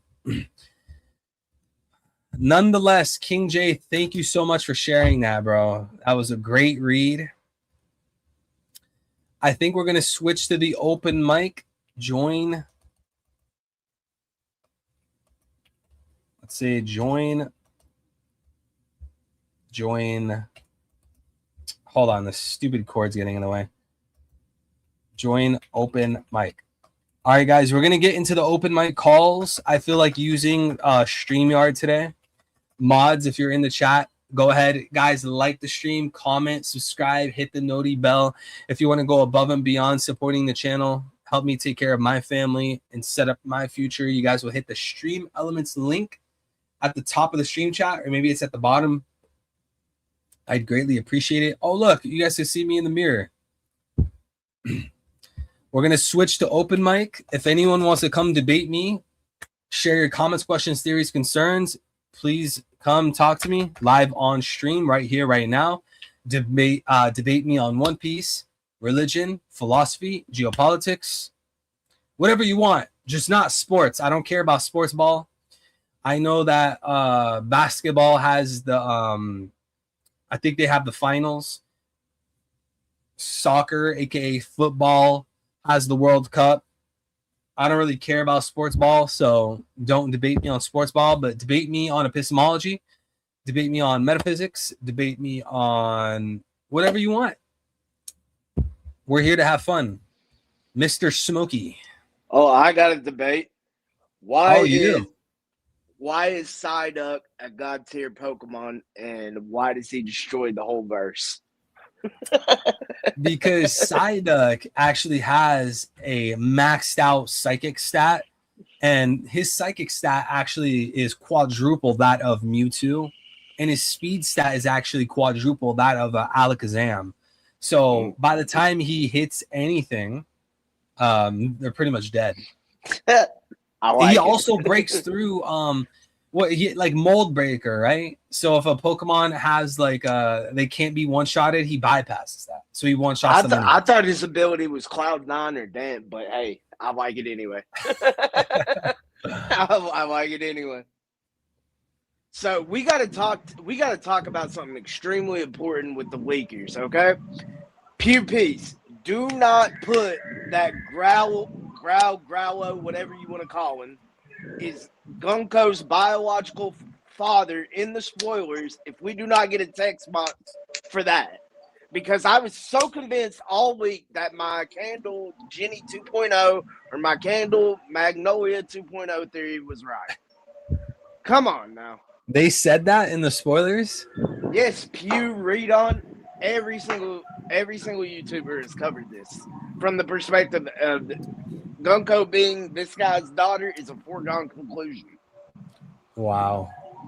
I mean, just because they have the same colored eyes doesn't mean that they are like direct blood related.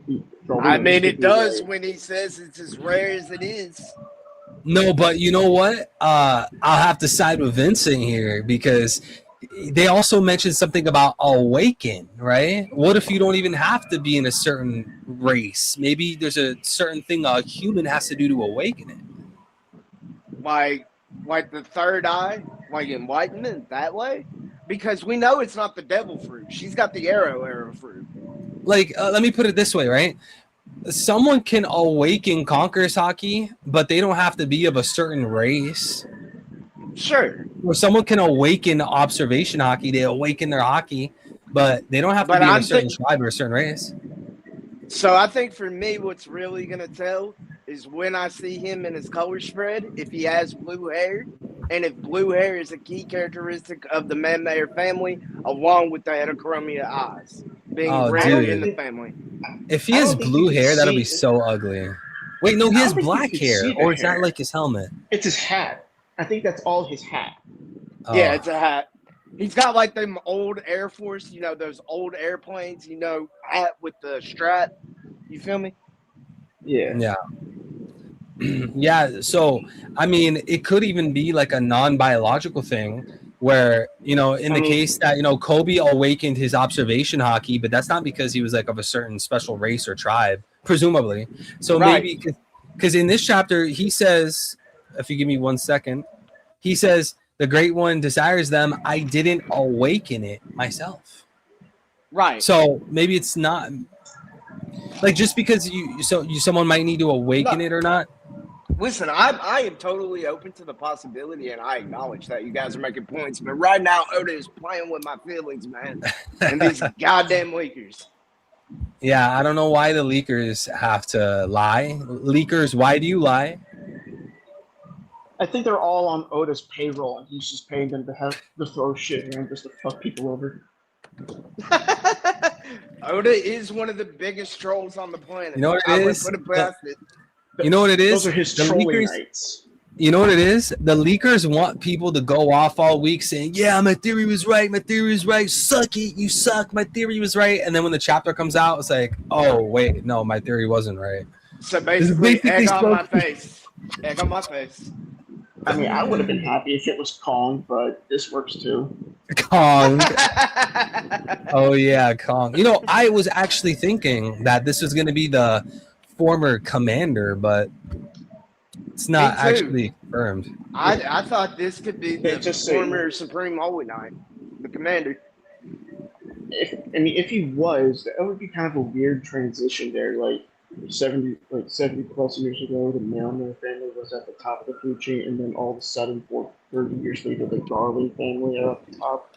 Like, what could have transitioned between now and then to have that big change if those two are the top families?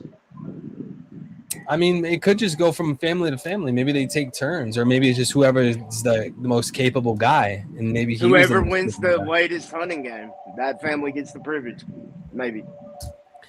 Hold on, King J with the 100. Thank you so much, brother. God bless you, man. He says or asks, what if the awakening of these heterochromia eyes is what results in Mihawk and Inu's eyes?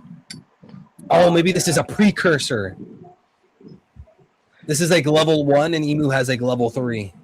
Here we go. Oda has introduced Sharingan to the One Piece world. He's been reading Abinga too much Naruto lately. Yeah, I don't want Abinga this, said Oda. Too much like EMS ad Naruto. plot.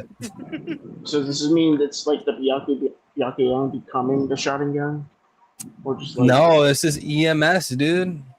You got to kill your loved one to level up the eye, man. know Oh, what? wait. Oh, If wait, he's no, never bringing in mind. the Sharingan, I want you to bring in the Susanoo. You hear me, Oda? Bring in the Susanoo. Susanoo. Yeah, You you could know, probably- I saw people asking if Oda was gonna pull or start bringing in Susanoos into One Piece. that's probably what that big ass ring on Emu's back is for. He throws it into the sky, it eclipses the sun, and it becomes like another version of the infinite super yummy. Vincent, You know- your voice cut out a little bit there, bro.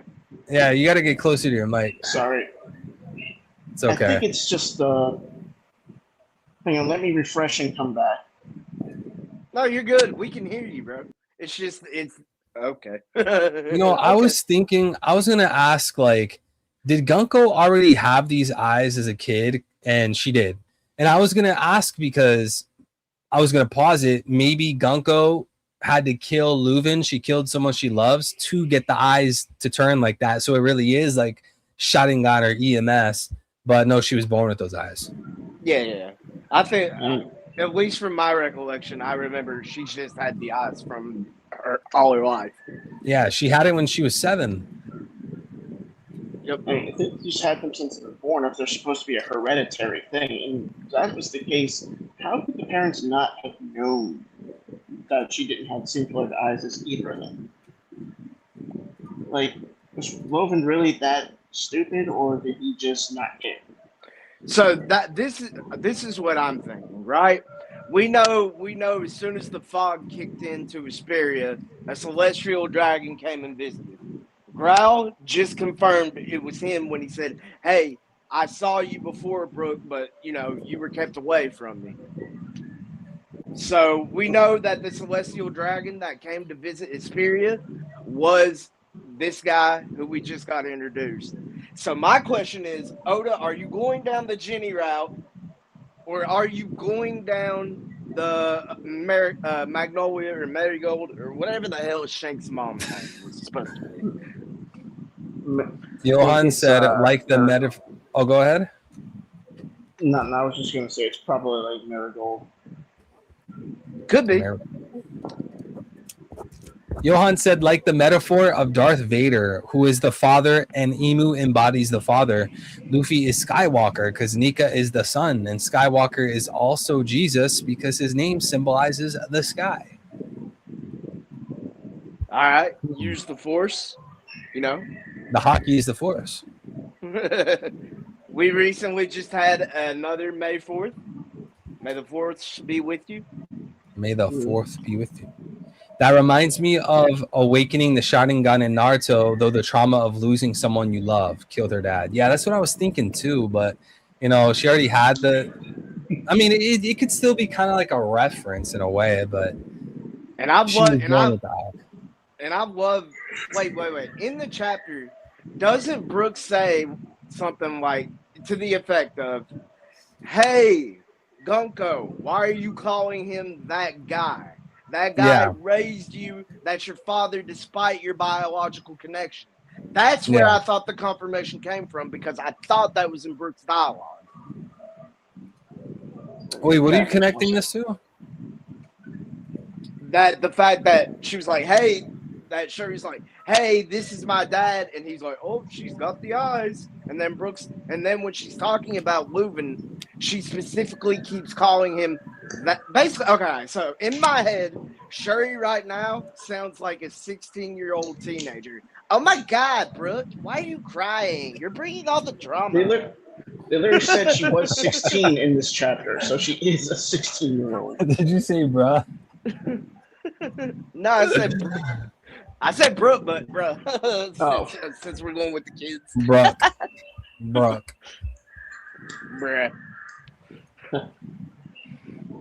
So what are your thoughts, Vincent? I want to know Vincent's thoughts on the chapter. He always Yeah, has some interesting thoughts. I'll shut up for a little bit. Go ahead, Vincent. No, it's okay, so it's okay. I'm not gonna lie to you, bro. This chapter, it did get me a bit in the heart because I did have these nieces that are getting around the same age as they were when Gunko started. So it would just tear my heart or something like that. You said you had what around the age? Never mind. And I'm just saying it's an emotional chapter for me because I connect with Brooke on Oh, levels. Hang on, am I cutting out again? Yeah, a little bit. I mean, a little, but I understood what you said. You want to switch over to? You want to switch over to Discord so we can understand each other better?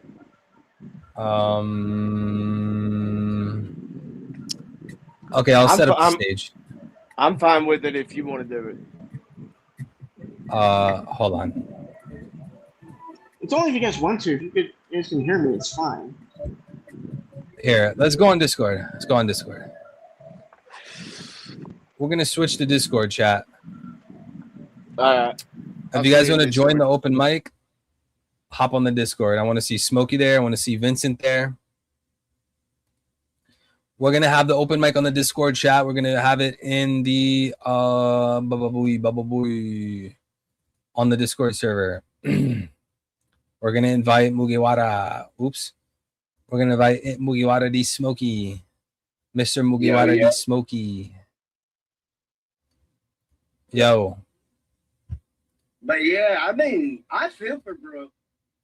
I may not connect with it in the same way that Vincent did, but yeah. Oda seems to be really good at tugging at our heartstrings. Which is why let me address the Blackbeard lens. You guys have been going on for a week now. Now it's my turn. For all the various reasons King J already presented, I'm not going to go ahead and recover those. What I'm going to say is, you do not sit here and tell us that I am being reactionary, or Emu fans are being reactionary, or Emu for the Bible villain is being reactionary, when this Luffy punch is literally nothing to Power Steel. He just showed us the despair of Brooke. Now he's giving us the hope of Luffy. This is right down Oda's alley. So enjoy the moment. I mean, We've been waiting for this for decades. how could someone even say that Emu final boss is reactionary when Emu's leading the reason the world is suffering? The affliction. That's what I'm at. You know, the whole reason that there's a void sentry and the Podeglyphs and the One Piece, the whole reason is because of Emu. That's a $5.6 billion question. How crazy would it be if it turns out that Emu actually created the One Piece? Like, he helped Joy Boy create the One Piece? Because I am starting to get more and more fond of the idea that Emu, Joy Boy, and Davy Jones were the original Sake brothers. That were Luffy, Sabo, and that is what I'm starting to believe. I can go with that because I also kind of like had this theory a while ago before suggesting that it's going to be used back Robert and Garth as something really.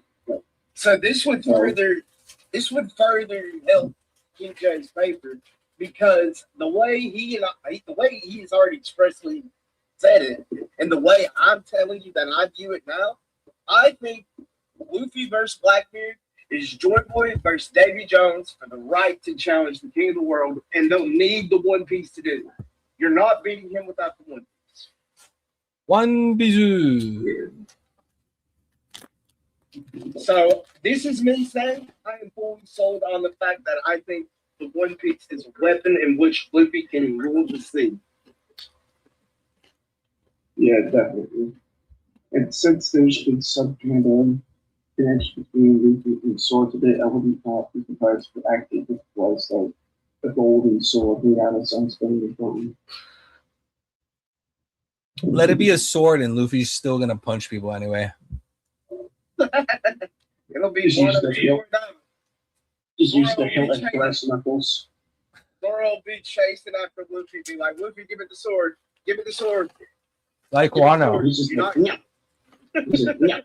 Bro, why doesn't Luffy like grab out of his hair and then make brass knuckles?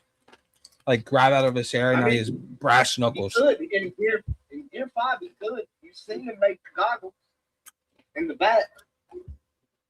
What if that's what the One Piece really is? It's a tool that's meant to be used for Gear 5. It's meant to be a creative tool that can be any weapon that you choose, like how Emu has the one. Yo, Vincent, for some reason you're a little You know muffled. what?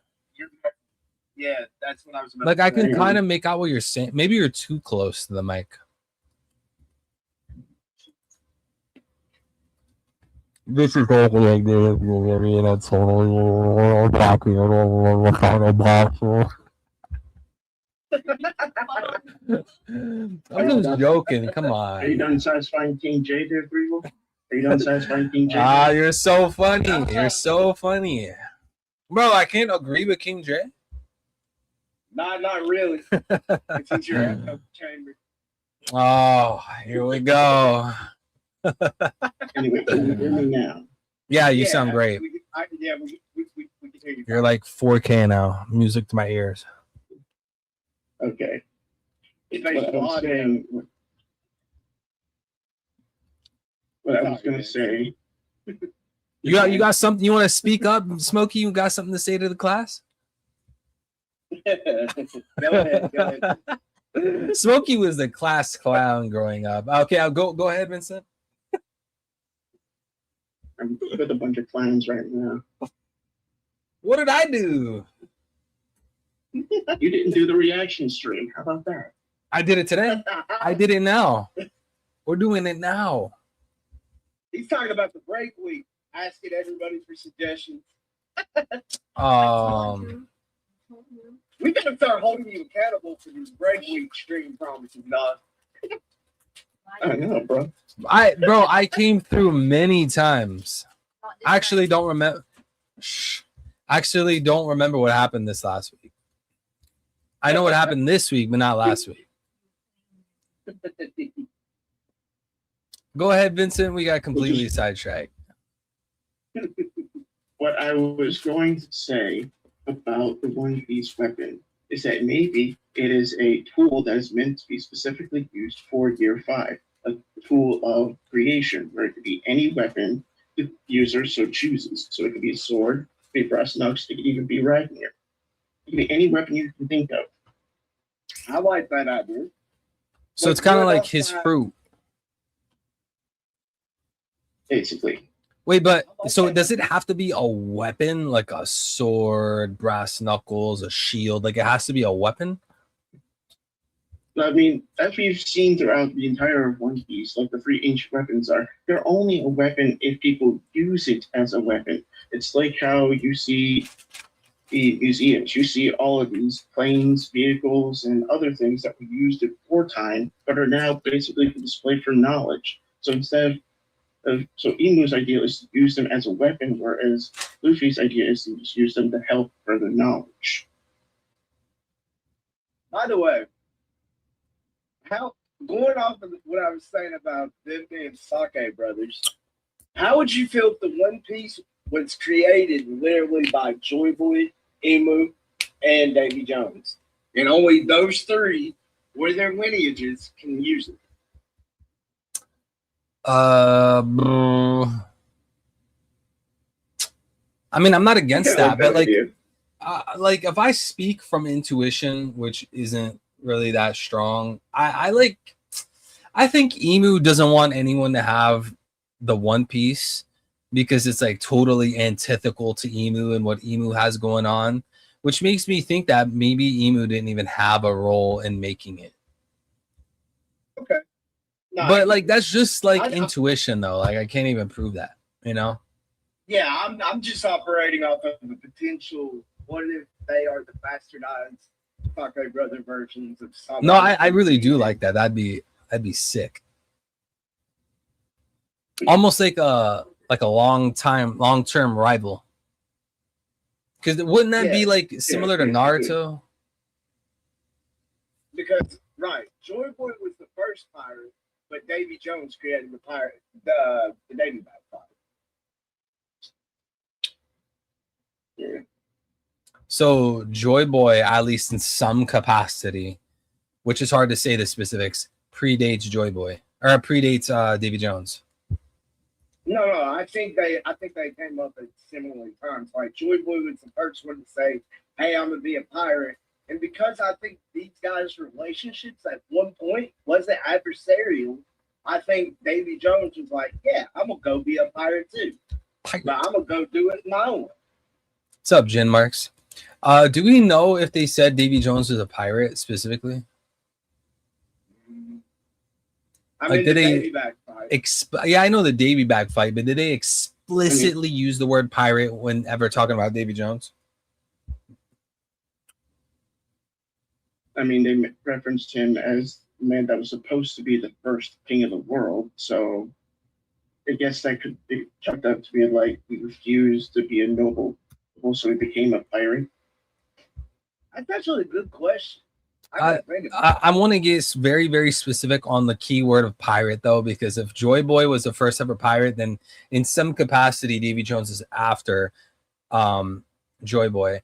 But the key thing is, like, if we can't speak on Davy Jones being connected to the word pirate, and all we could really say is Davy Backfight or first king, not even first king of the world, like king of the world, then we don't know, like, if that was before or after Joy Boy's time. You see what I mean?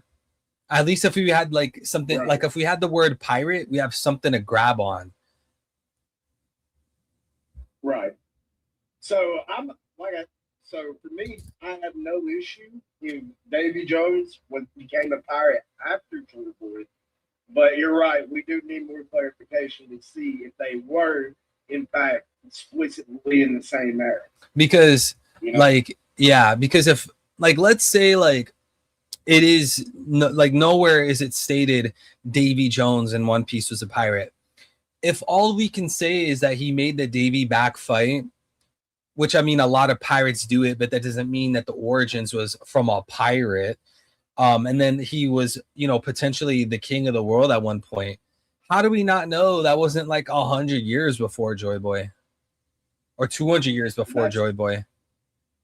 That's a good point. Hell, it Well, could like- turn out that he was a first world king Like, just because for humanity. just because Zebek and Foxy are pirates who do the Davy Back fights doesn't mean that the person who created it, Davy Jones, was a pirate. And I get the link. Like, I understand why someone would imagine that, but I mean, you can't say that for sure. That's like saying the first person that's like saying, oh, the first person that had a devil fruit was a pirate. So that must mean that only pirates can have devil fruits right now. Or something like, maybe like the reverse. I think maybe you see what I'm trying to say. No, I got what you're saying. Like, there's no explicit confirmation. Everything I just said is just off of gut intuition and head. I can see that. I have a question, my owner. Did they mention which century Davy Jones was in at any given time? Like, No, do we know? It's completely speculation. So for all we know, he could be in a completely different era than Joy Boy. He could have been the protagonist from 200 years ago when Emmett was first written. Yeah, exactly. Like, that's why I was wondering if there is a, like, at least pirate to cling on to for Davy And Jones. since we're connecting that with the Fishman, maybe this has a connection with 40 Jones and the Fishman. Maybe Davy Jones actually is a Fishman. Yeah, I really like that because the dude with the freaking target fruit, what's his name? The bozo. Vanderdecken. His ship is the Flying Dutchman connected to again Davy Jones. So that's a very strong point. That's a very strong point from you, Vincent. Like, some kind of tie, some kind of connection between Fishman Island, Fishman in some kind of way is on the By the table. way, the Flying Dutchman in so many different literatures and medias has always been the ship of Davy Jones. Yeah, It's not yeah. like this is the first place we've ever heard of Davy Jones. Yeah, And exactly. in every other iteration, he is a pirate. So, is there no official confirmation? You're right. I cannot say that. Well, There are a lot of flags that are saying, "Hey, I'm looking at it right now. It says on the One Piece wiki, and I'm gonna check the citation. Davy Jones was a legendary pirate from long ago, and then it cites chapter 306. So let me check 306.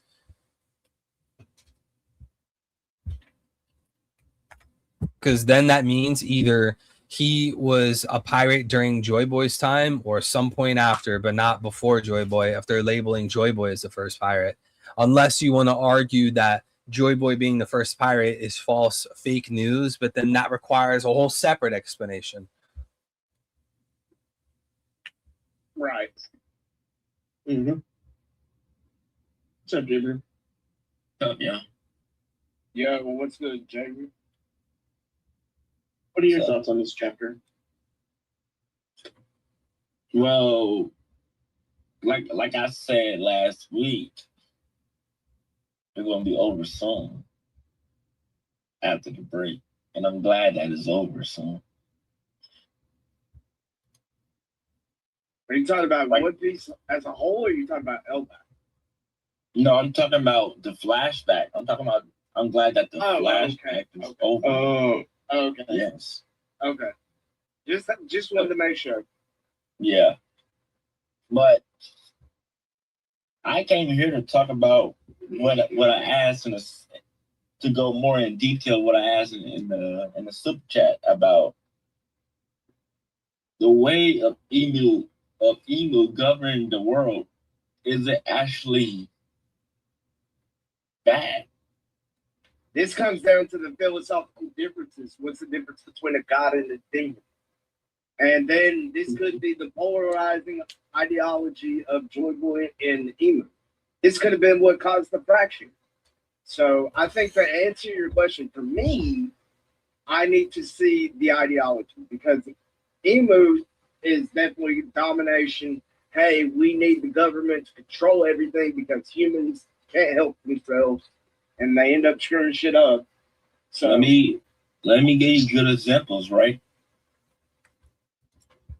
Or let me give you some key points of how Emu's governing the country. They don't want nobody to learn about the past history, the whole century, what happened back in about what Joy Boy. Oh, they don't want nobody to learn about the information of what happened in Joy Boy time and stuff like that because they don't want another uproar happen. They don't want another Joy Boy to happen. Is that literally wrong? Like they get rid of people who trying to learn about the voice century because they don't want to know Joy Boy until like this overturn the government. Is that actually wrong?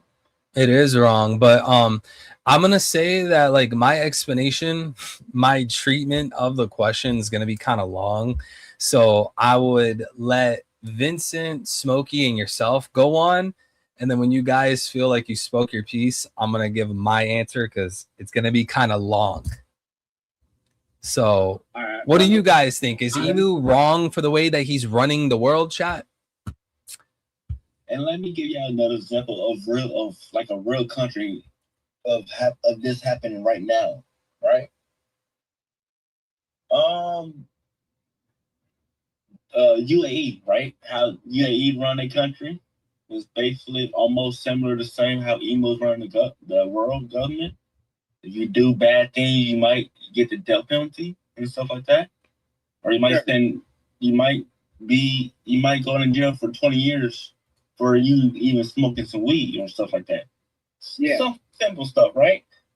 But the crime in UAE is really low because like the laws and the punishment of those laws, if you break those laws, is really harsh. So nobody don't want to do them, and the crime is like really low and stuff like that.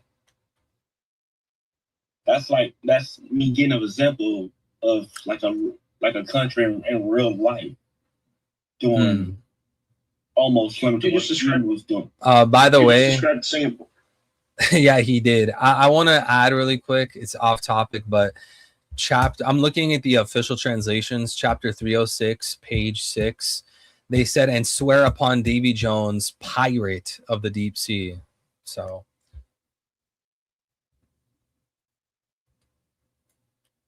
go ahead, continue. Oh, that's all I have for what I was trying to get at. Is like, is Emu's actually what Yeah, he's doing? is what Emu's doing wrong? Is what Emu's doing evil? Something is wrong, but like some things he's doing is wrong, but like the whole, I'm talking about like the whole picture, like that the whole outcome of it isn't wrong. You have like some things that he did, okay, he should have done that, okay, stuff like that. But I'm saying like the whole picture of it isn't wrong. Not the Yeah. not some key points of it. Yeah. It's like the whole. That's what I'm trying to say. But I gave an example of UAE how yeah, like they're harsh on crime to lower the crime rate. Yeah. I mean, this is going to go back to everyone's starting point. I mean, how do you know something? Why is something good? Why is something evil?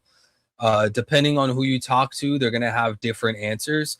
But if we have different starting points on how we view the world, of course, downstream, we're going to see things differently, right? So for me, my starting point with everything I know is God, because I believe that if you don't start with God, you ultimately cannot have a basis for knowledge.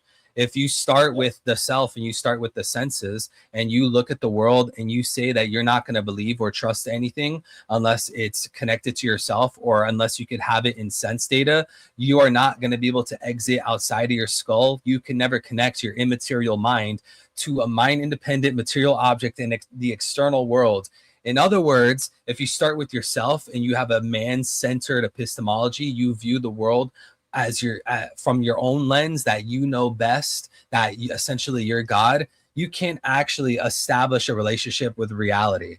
And this then connects to ethics, because if someone does something, or you look at humanity and you look at how people react to one another over sports games, how can you argue that what one person is doing is good and what another person is doing is bad? A bad and good according to what? According to who?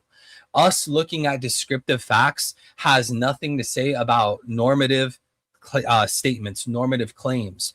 We could say that a knife puncturing someone causes bleeding and the bleeding causes the person to pass away and die. But that descriptive fact is not the same, does not hold the same function. It does not hold the same status as a normative claim of you ought not to stab people. You ought not to kill people. You ought to do this. You ought to do that. Those are two different statements, right? So if you have the starting point of this man-centered starting point, what I call autonomous epistemology, man-ruled thought, man-ruled knowledge, you can't actually have a coherent worldview. You can't have an actual grounded basis, true justification for ethics at all. So when I look at the One Piece world, or One Piece in general, I'm gonna read One Piece and look at Emu and look at Joy Boy and all these figures through how I view the world. Everyone looks at each other. Everyone looks at stories, movies, sports, everything. We all look at the world from our own worldview, our own lens, how we understand and view the world.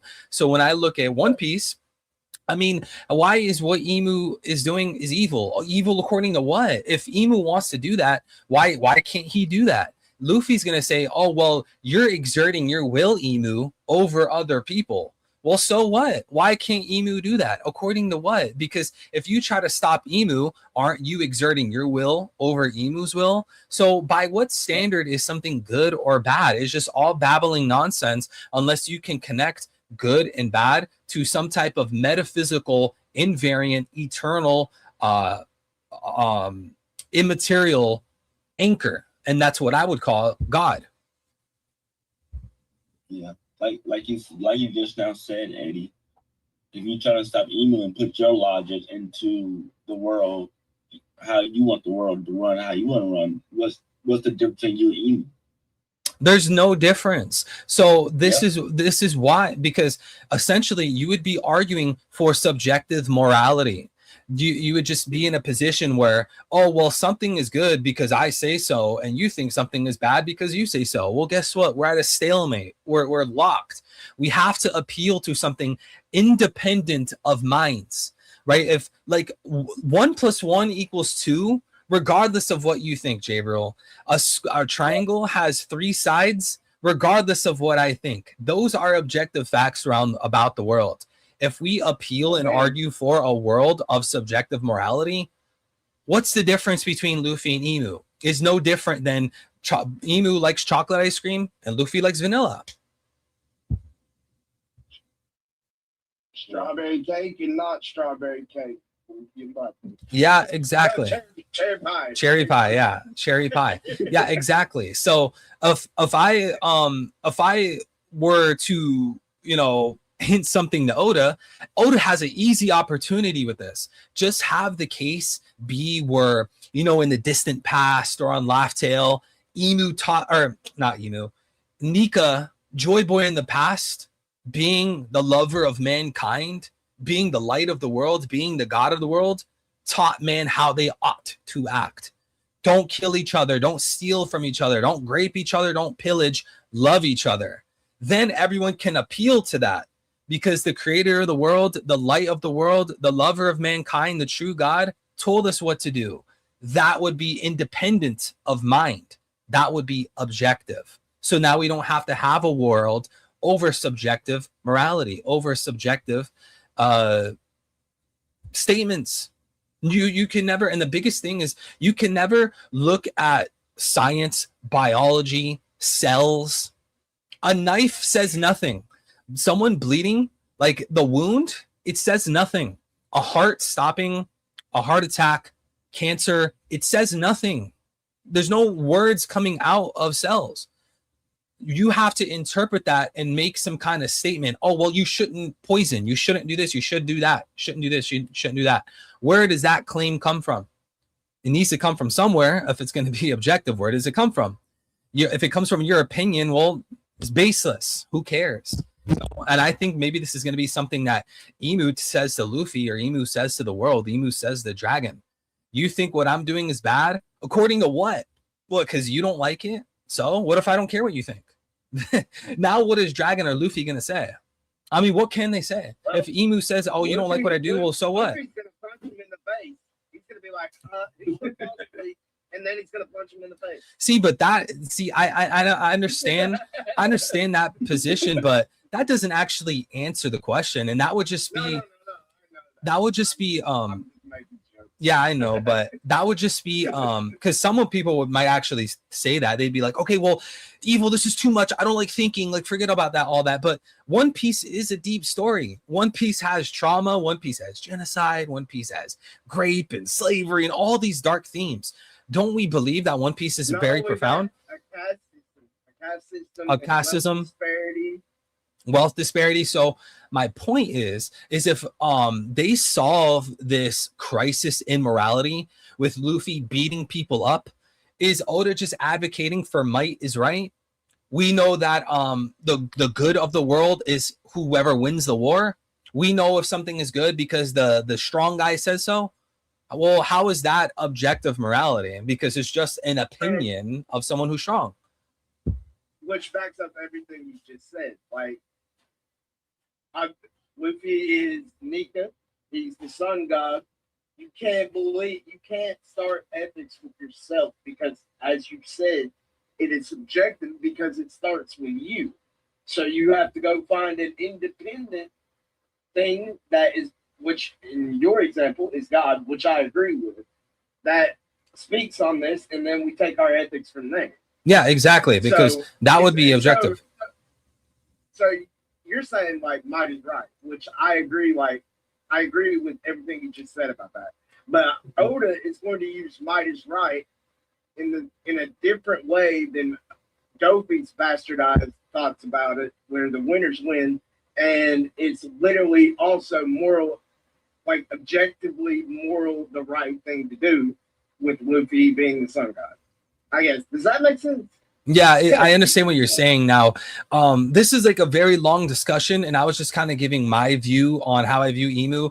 But if I was to give my take on, Joy Boy and Luffy and Emu with their ideologies, I think, and I'm gonna make this short because I don't want to ramble too much and not give Jabril, Smokey, or Vincent a chance to respond and speak. I want them to speak, but I'll put it this way. If you guys look into Thomas Hobbes had a social contract theory where Thomas Hobbes, by the interpretation of many people, viewed humans as evil. He thought that humans naturally sought power and they sought control. They wanted to dominate each other. He thought that people, given no laws, given no social order, humans would steal from each other and grape each other and destroy the pillage each other and destroy the village. They would do all these things unless there was some kind of social order in place. So Thomas Hobbes had this idea of a social contract theory where people sacrifice their natural freedom. I sacrifice my freedom to steal from you because in return I get security. You don't steal from me. You don't harm my children. That's how Thomas Hobbes pretty much articulated his philosophy, his political philosophy. And this formed into something bigger called the Leviathan, where for Thomas Hobbes, he created this thing called the Leviathan, which was a mortal god, essentially the state, where the state gives you security. We have a police force, we have judges, we have prisons. We're going to enforce laws and you're going to have less freedom because look at how man naturally is without laws and social order. But you're going to be okay being subjugated under me. You're going to be okay being lower than me because you want security. You don't want to be graped, stolen from, whatever. So you're going to be okay being a servant to me or being a commoner in the land. Now, if we go and turn to Luffy and Joy Boy, I think they're going to have a political philosophy. I think Johan mentioned this one time on stream, but I think they're going to have something that we see from Russo, where Russo, he had like a similar idea of a social contract theory, but rather than viewing humans as naturally evil, where like Thomas Hobbes or Emu, they view humans as naturally evil. They want control and domination and blah, blah, blah.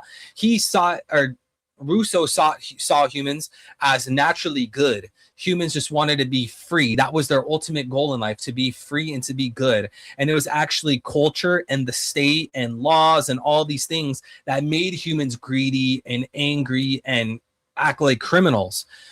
So I think, and by the way, under Russo's view, he also believed that humans should have freedom, but virtuous freedom. We were talking about that earlier in stream. So I think that's going to be the difference, where Emu is like this Leviathan Thomas Hobbes figure. Humans are naturally evil. We need laws or else the world's going to just be total chaos. Look at the pirates. And then Luffy, Joy Boy, Dragons, like, no, humans' major bliss, their major goal in life is not domination. Their major goal in life is freedom. But when they have this freedom, it should be moral freedom. It should be virtuous freedom. They should not be harming each other, enslaving each other, blah, blah, blah, blah, blah. And I think that's going to be where Luffy and Emu, or Joy Boy and Emu, depart. One believes in domination and subjugation. The other one believes in liberation and freedom. What do you think about this real quick? But first, I just want to let you know that JK is in the audience and he's been wanting to speak. I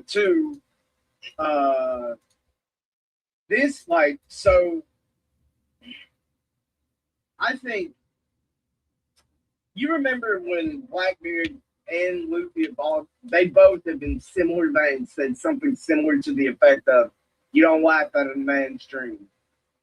Luffy specifically also said that you don't laugh at somebody when they're dying. And Wano. So I think, like you talked about the split from Joy Boy. I like I said, right now I'm in the mood to always include Davy Jones, Joy Boy, and Emu as a trio.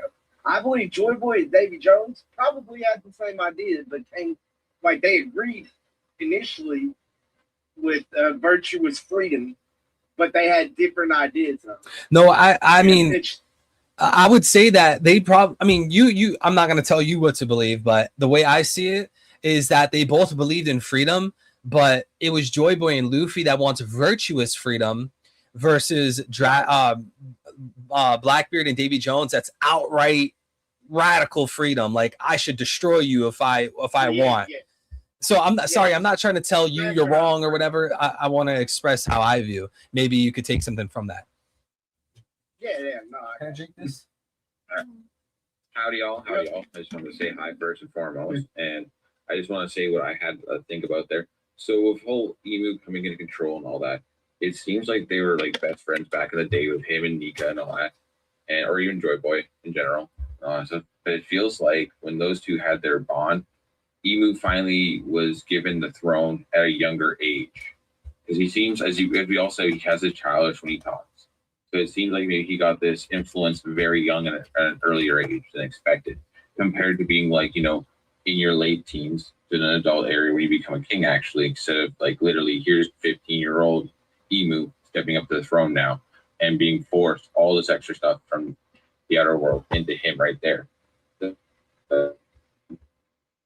You're cutting out, bro. Oh, sorry about that. I don't know if I should be cutting out there. Just the last part.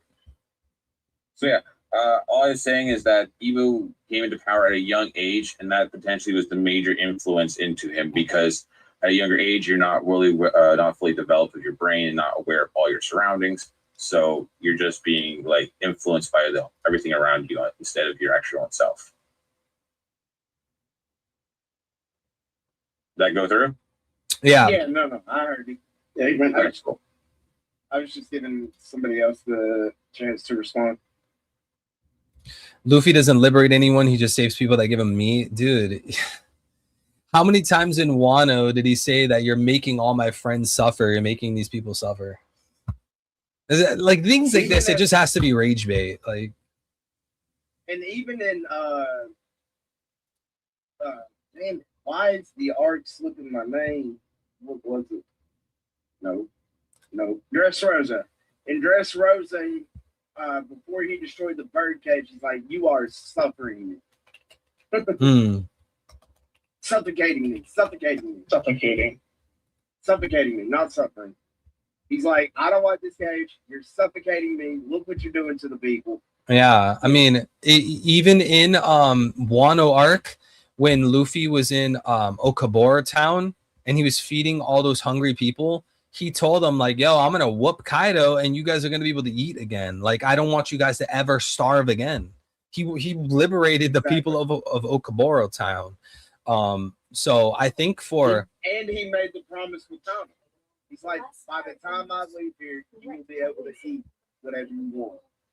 Yeah, and like Dawn of Ascension said, my wife said that when Luffy punched Kaido, he said he was gonna feed Wano and they were gonna have food forever, whatnot. But I want to go back really quick because I didn't address this with you know, in my opinion, my idea that Luffy and Joy Boy take inspiration from the real life Russo.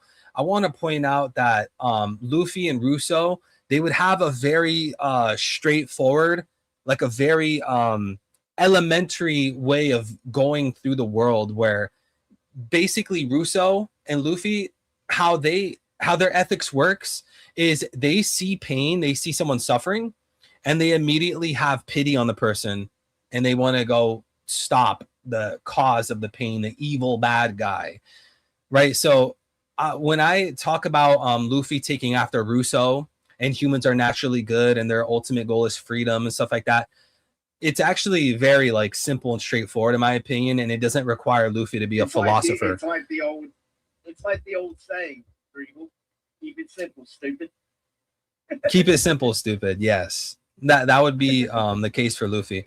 Now King J's been begging me to hold on, I'm gonna move you guys to the backstage really quick, and then I'm gonna pull you guys back in, so don't leave. King J has been wanting us to check out his theory.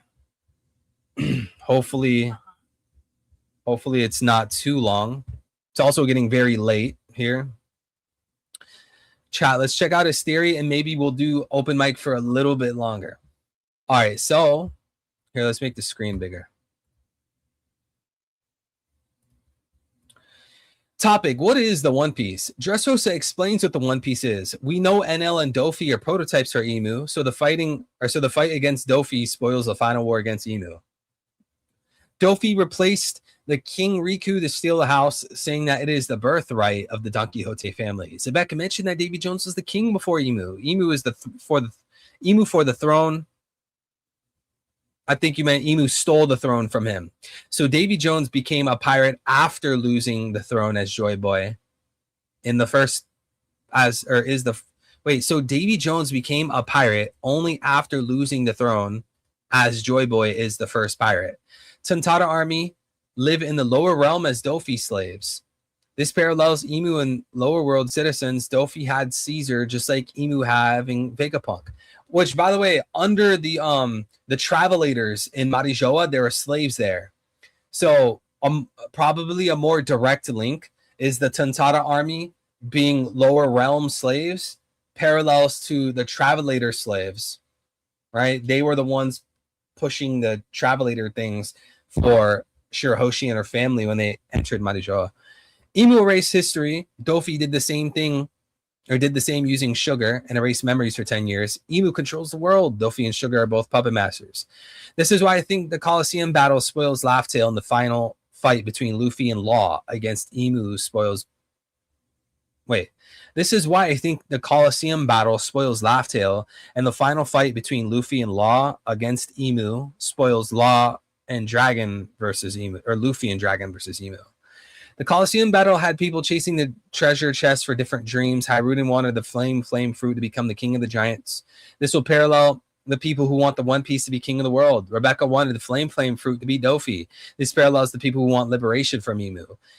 Blackbeard Commander Jesus Burgess failed to get the treasure after being one of the final two people standing. This will parallel Blackbeard losing the race against the One Piece after being one of the final two people standing. Who defeated Burgess? It was Lucy. Lucy is Luffy and Sabo. So Straw Hats and Revolutionary Army are two groups who will win the right to fight Emu. We've discussed that Dragon is the Wiper and Law of Final War. Law and Wiper damaged the internal organs of Dofi and NL, and then defeated Trouble and NL's minister. So Dragon will destroy Emu's heart and then kill Garling. So this brings us to what the One Piece is. People wanted the Colosseum treasure to use as a tool to defeat Dofi, so the One Piece will be a tool to beat Emu. What was the Colosseum treasure? It was a flame fruit. So the One Piece will be the eternal flame. This powers the ancient weapons and helps Luffy beat Emu. Mother Flame that Emu has is just a replica that York created. Vegapunk said that he can't create the eternal flame. It will be the One Piece treasure, just the flame fruit was the treasure for Dressrosa. You said that the One Piece is a bronze statue of Luffy to parallel the Statue of Liberty. What does the Statue of Liberty hold? A flame. One Piece will be a bronze statue of Joy Boy holding the eternal flame. Banger take. I love me some theories. Awesome. You know, actually, using Dressrosa Coliseum battle as, you know, a skeleton for Laugh Tale and the One Piece is actually very interesting, because we also have the God Valley Coliseum and their devil fruits, you know. It seems like this constant theme. We've probably seen it in One Piece even more, but thank you so much for sharing, King J. The One Piece is the eternal flame. And I mean, I do acknowledge and agree that the Mother Flame Vegapunk has is a temporary replica. So I'm okay with it too, because I know I said weapon earlier, but as long as it's a tool in which Luffy can use it to defeat Emu, I'm cool with that. Yeah, Not I mean, bad. Yeah, I will say it's pretty interesting. It's very foreshadowed. Because I remember in a lot of other medias, you always have a figure, right? He's got this unstoppable, uncontrollable power, so he gets sealed down. Like, what if the Eternal Flame, if it is the Eternal Flame, and Luffy is the Sun God, what if once he gets that allows the actual true power of Nika to return? You feel me? Yeah, Like not full-fledged. like watered down version, like full-fledged Nika. full-fledged Undertrained. Nika. Like he is reincarnated as Ika through Luffy. But you know, one thing that interests me is I remember recently in Elbaf, we had Lilith saying, "Oh, there's all this energy around us," and she used that machine that like froze the area, right? Yeah, when they were stopping the fires. Well, I remember that. Yeah, what was that? What was it called? It was like a void or something, like because I thought that was heavily tied to whatever this magnificent energy Vegapunk wanted was. Because remember in the beginning of Egghead Island arc, Vegapunk, you know, leading the Mother Flame, Vegapunk was like, "Oh, there's this energy. It's all around us. If we could just harness it, we could prevent so many wars, people fighting over resources. This energy's all around us."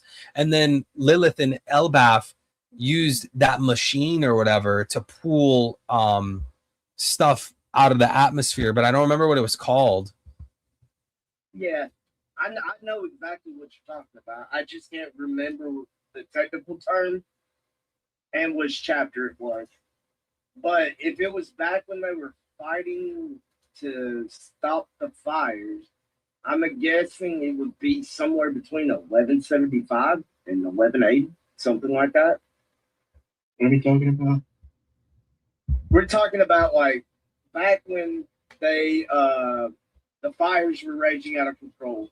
Lilith was able to harness an energy source that allowed her to freeze the fire, right? Was that it? Yeah. She froze the fire and put it out? Yeah. And I think I know which chapter you're talking about. Let's see. Dude, the species bugging the hell out. I don't know if you guys can even hear or see me. I can hear you.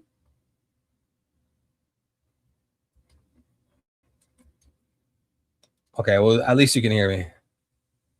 Yeah, I can hear you. I don't know if I can see you because I don't have The stream. ODC, thank you. Omni Drain. Yes, that's what it is. Yeah, so I was thinking like with the Omni Drain converter, that would probably be a gigantic hint to whatever the true energy source is, or at least it's highly related to it. I mean, that could be what, this could be what you're talking about with Uranus being some kind of UFO. It was absorbed the Mother Flame and converted it to different energy. Well, think about that. Like the world government wouldn't want technology dispersed like that because you have to give the heavenly tribute to the Holy Land. Yeah. Sharing the resources with other territories, so they don't want that. Yeah, exactly. They don't want other countries and territories to be independent. They want control over people. So if other countries need resources, they need help, well, then that allows the world government to take advantage of people, be predatory. And it's the first tool in the bag of oppression. Suppress information and halt scientific progress. Yeah, they don't want these countries to be self-sufficient. That's exactly why, again, Vegapunk said that if people could get a hold of this energy, there wouldn't be this need for so many wars as well. But I'm looking at the One Piece wiki page, Omni Drain converters, and then it has Japanese. These devices rapidly drain specific types of energy in their surroundings, such as heat energy. The absorbed energy can then be transferred into another fuel source to increase its potency. So maybe there is like this eternal flame on Laugh Tale, and it's supposed to sit in like an Omni Drain converter. Like they make like a huge Omni Drain converter, and then they put the eternal flame in there, and it just never runs out. And this powers up the whole world, and they're able to make food. No one starves anymore. Electricity, blah blah blah blah. By the way, let me ask you this: so when we get to Laugh Tale, do you guys believe that Joy Boy left the message for whoever was gonna come and grab it? Yeah, Like 100%. All right. So do we believe that? Do we believe Roger did the same thing when he got there? Basically, I'm asking: do you believe Roger left the message for Luke? Maybe, but I mean, he did that at Skypiea. He did that at Skypiea, but that's not to say that he couldn't do it again. But I don't know if he needed to do it again. I mean, That's the message that it's going to feel was foreshadowing the message for Joy Boy. Because he always said like he was too early. So if he was too early, that would he just left a message behind, little remnants or pieces for someone who was on time. Then. Yeah, but still, Whether it be Luffy or whomever. but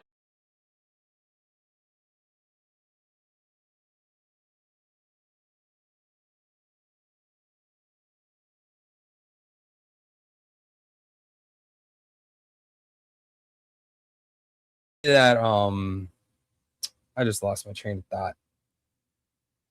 Oh, there wouldn't be a need for Roger to leave a message behind for Luffy, because if Luffy's going to Laugh Tale, then he's learning everything. So, I mean, well, what would he need from Roger, right?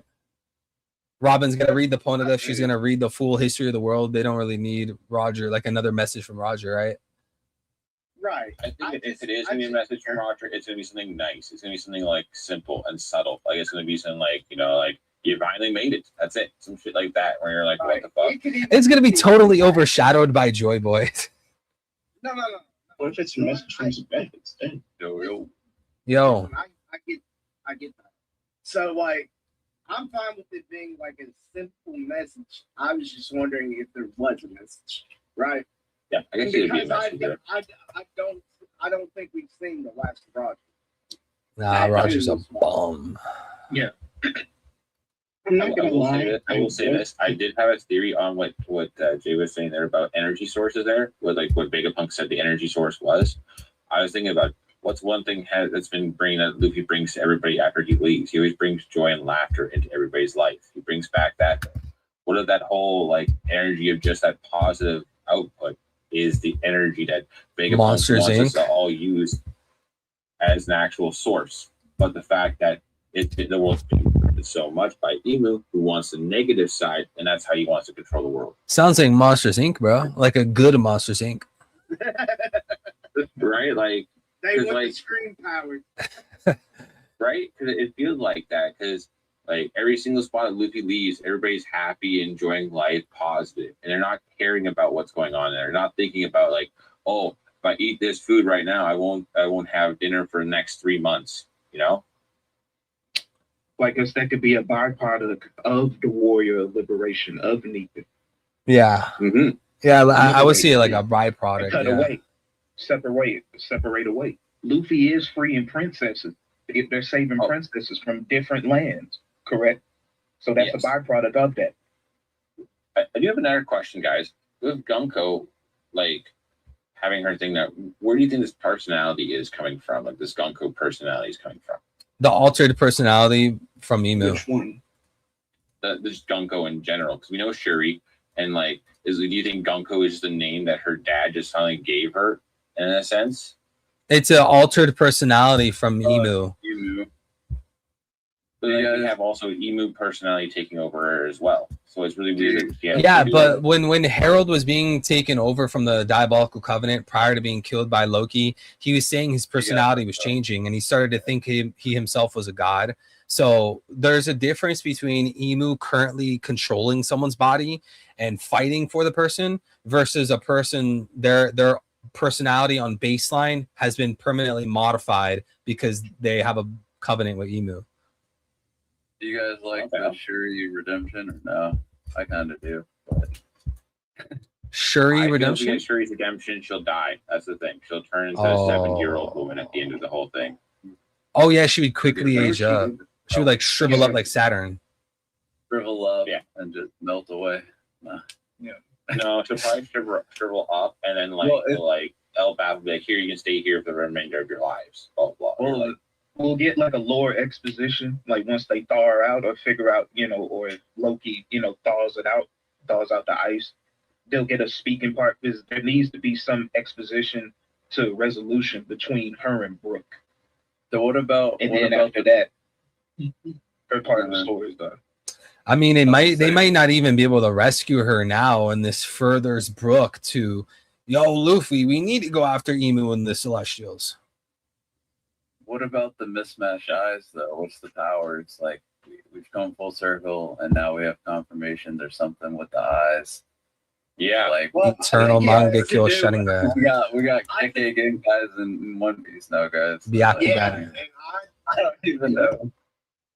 Well, think about it. Like, what if they thaw out Gunko? She might give us a hint to what Emu's powers before she might die, or something like that. She'll give us like a little parting gift, if that makes sense. Imagine it's like hey, Jiraiya's I've been under death. Emu's control for so long. I know this. She knows all the things in the closet. Now you know what? It's gonna be like Jiraiya's death. Gunko's gonna be like, "Oh, there's 6 of them. There's 6 emus." I think her eyes. She's gonna call down like, Damn it! Can I get a word in? yeah. Everyone's fighting All right. for the throne. I think her eyes are going to be connected with the fact that Brooke was talking about future sight. Like maybe clairvoyance, like Charlie. I don't know. It could be something different. Okay, that's all. I agree. Go ahead. I was gonna say she's gonna call down some meteors with her Almathar or whatever, her freaking Renegons, and then she's gonna die, and that'll be her sacrifice. Like, I activated my powers to save everyone, and then just dies. Like, I had someone post online. I think that's when I was like looking on Facebook. They were saying that Shuri is like gonna awaken her eyes, same as Pudding was gonna awaken her eye. yeah, Pudding definitely will.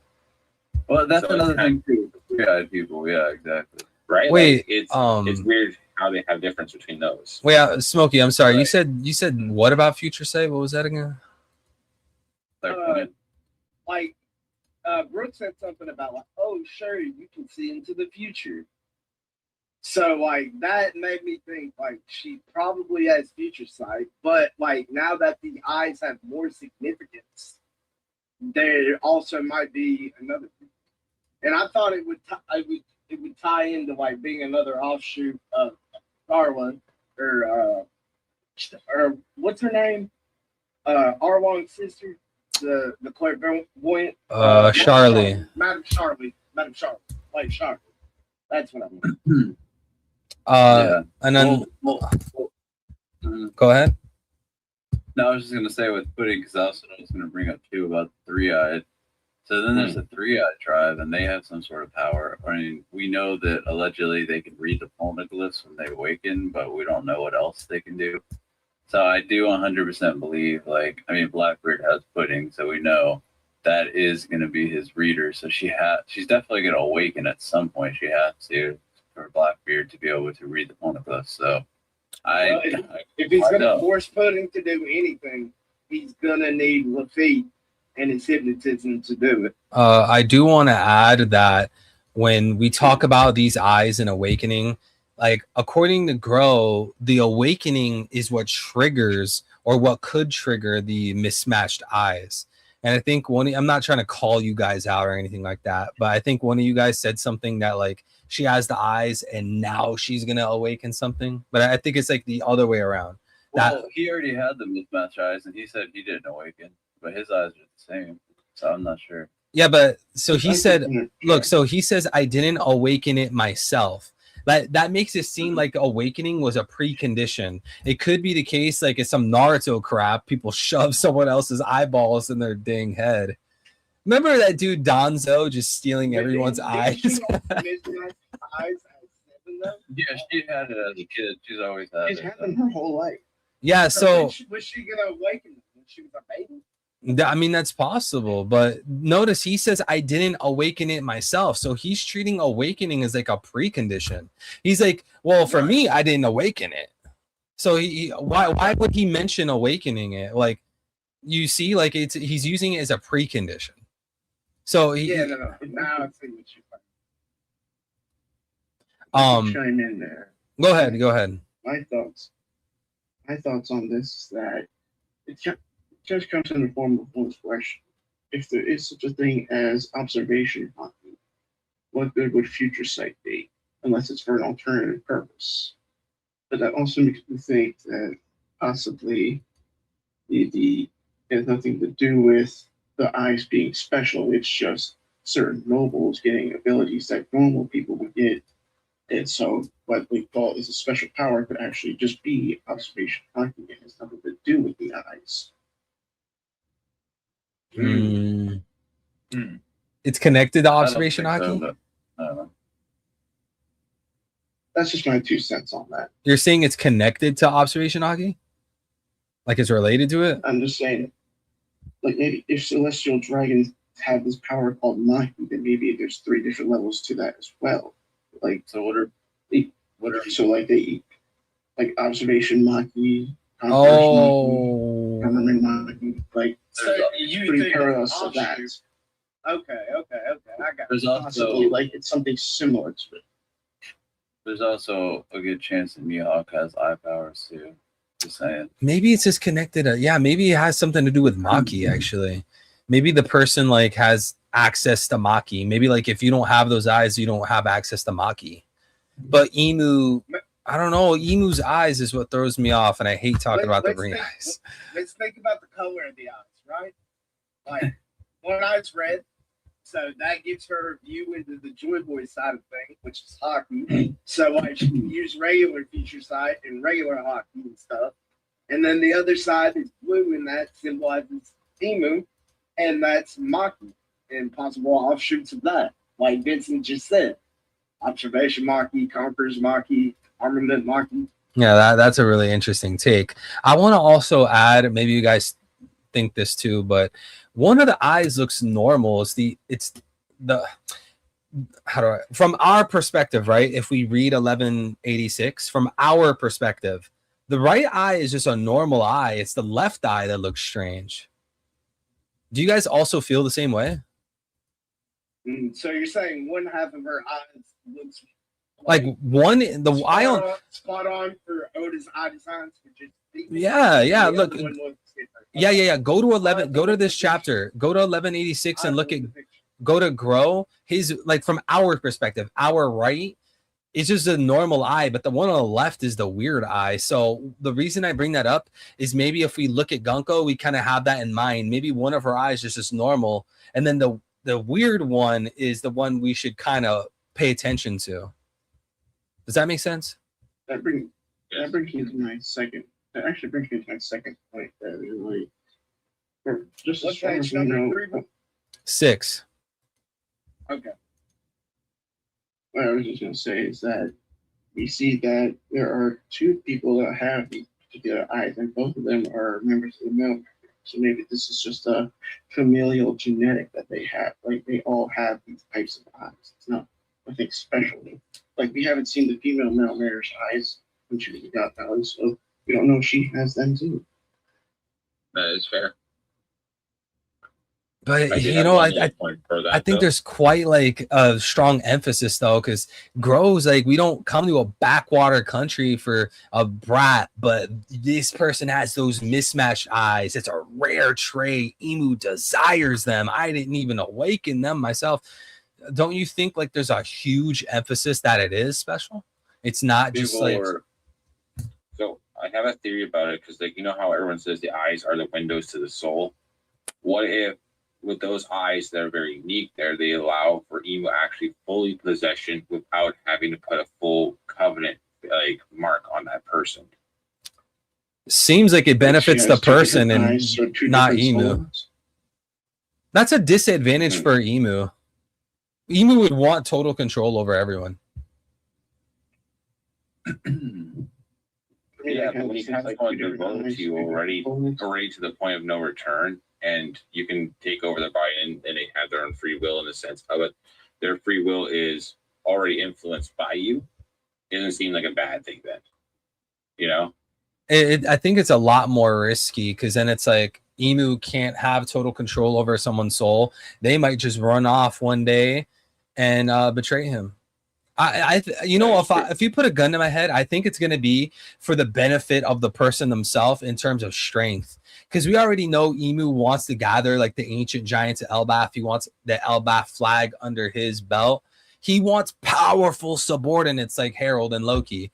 So it's probably like he looks after these people, or he looks for these people with these special eyes because they'll be super powerful. They have like whatever this unique ability is. They'll be a good asset to Emu. It's probably somewhere along the lines of that. I can't see the specifics, but I think there's like something in the fog that I'm kind of like seeing in that general shape. You know, what do you guys think?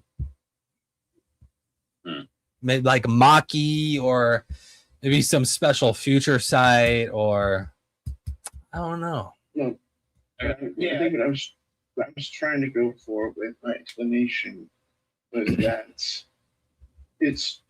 could just be that she learned regular observation hunt, and that's just they call that a special ability because if people from Maurice Black don't know how to use hunt, then celestial dragons that were born outside the country would be more of a rare asset, which is why Emu values them so much because they're a rare asset to him. Probably some kind of something to it. Did she unlock that as a baby? Are you seeing like the observation I'm trigger saying- the eyes? I'm saying, and she learned hockey while she was training with Brooke because she was learning to learn more of his moves faster and faster because he was a quick swordsman. But she had to predict where he was going to be. Dang, I mean she's a freaking prodigy because she was already 7 with them. Bro, she's a freaking prodigy because she used Brooks' move, right? And she stabbed him precisely in the head to where it possibly I know, could have dude. killed him. Nah, she wanted to kill him. She wanted to kill him, dude. That's what I think. That's what I think too. I think she wanted to kill him due to being influenced by the doping. But you know, there are always going to be arguments. Maybe some vestige of the original Perry was like, "I don't want to do that," and she guided the sword to the right point. Either way, that's highly skillful. Wait. Didn't If there are two sides to Gunko, then that means that there was fighting. That they had to been fighting at that particular moment. but And we Cherise, also know they we also know, according to Harold and Shanks, if Emu's in your vicinity, you're cooked. He has control over you. Emu was controlling Mars right there next to him. Yeah. So Emu was in the I also- vicinity. I also told people in the past that I thought Gunko had good sword skills and all that stuff, and now we see like where she got the skills from. So I was right about that. And like her sword, whatever weapon she has, like the weapon she was using in Elbaf, it was like sheathed. Like she didn't even have it unsheathed. It was like wrapped up in the cloth or whatever. So I was I think thinking, it's made out of the arrow. no, she literally has a sword, but she uses the arrow powers with it, like in conjunction. But I'm thinking if she unwraps it, there's like maybe there's more to it, or maybe that just lets her have like the full blade's sharpness. But either way, for me, I honestly have Gunko overall like close to Yamato. Like I think she, because of like the Emu powers, like hers and everything combined, like the immortality, plus like her sword skill, her weapon, her arrow ability, everything, like which is really hard to fight against.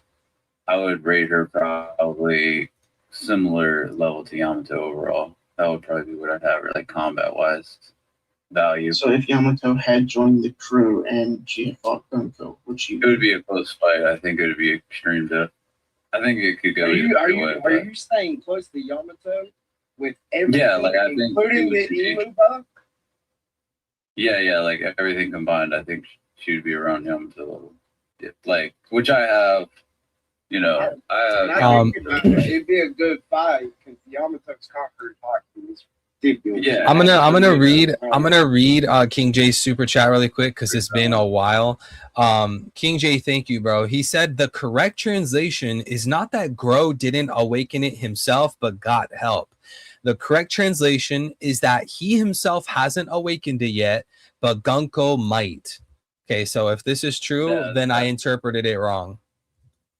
Okay, so Yeah, that's the way Okay, fair enough. She That's hasn't what, done it I yet. guess it depends on the translation though, but I might have read a different one than you. So I don't know. I read the same Kubari. one on that one where it might be not awakened yet.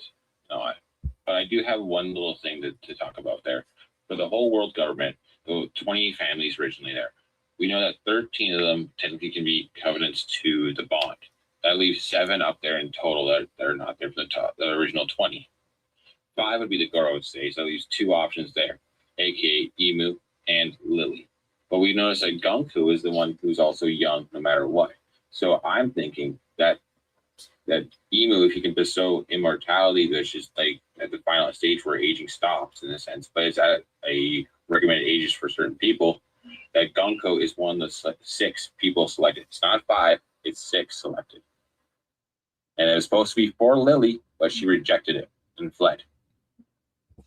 Oh, and you know what? Actually, I was just thinking, now that we have this whole thing about the eyes and stuff, because we don't know what that does, whatever that ability is might even put her ahead of Yamato somewhat. Like, she might even, with that, combine with everything else, because before, I wasn't even thinking about that. So now that we have confirmation, if she does have that, that even might bring her overall level a little bit ahead of Yamato. Now, if Yamato awakens, that changes everything, but, you know. I also was already awakened. I also want to say well, we that don't I'm have probably any going to wrap up in conversation a about few it. minutes, chat. Probably going to wrap up in a few minutes, 3 hours live. It's been a lot of fun. Chat, do all that YouTube stuff for me, please. Like, subscribe, noti bell. I would greatly appreciate it. So if you guys have any last comments, questions, serious concerns, make it known. But back to the topic, Gonko versus Yamato. Yeah. I actually think Yamato would have a very poor chance because if you guys recall, her downfall was based on protecting Wano. So if she leaves it,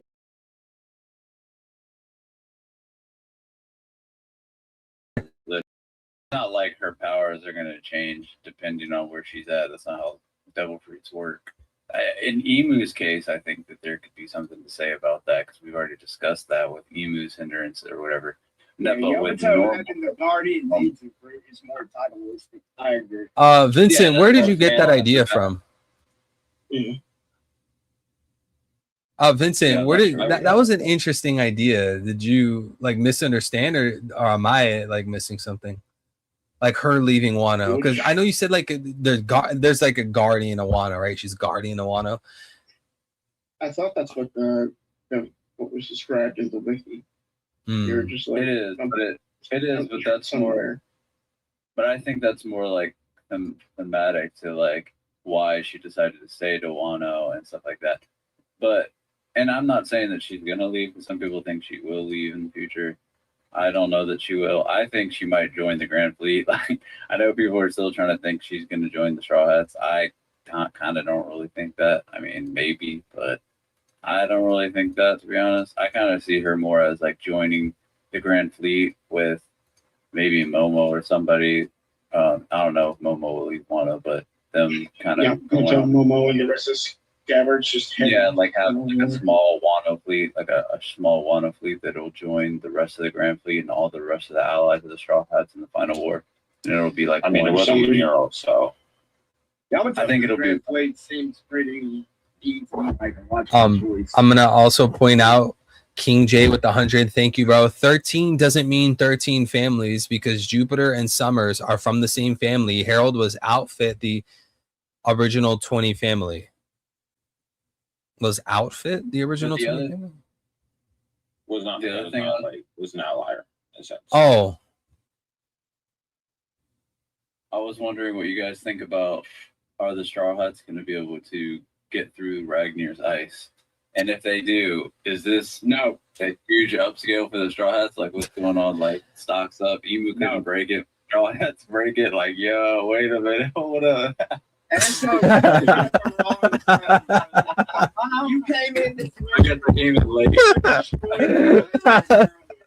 we tore apart your oh, thank God SL wasn't here earlier.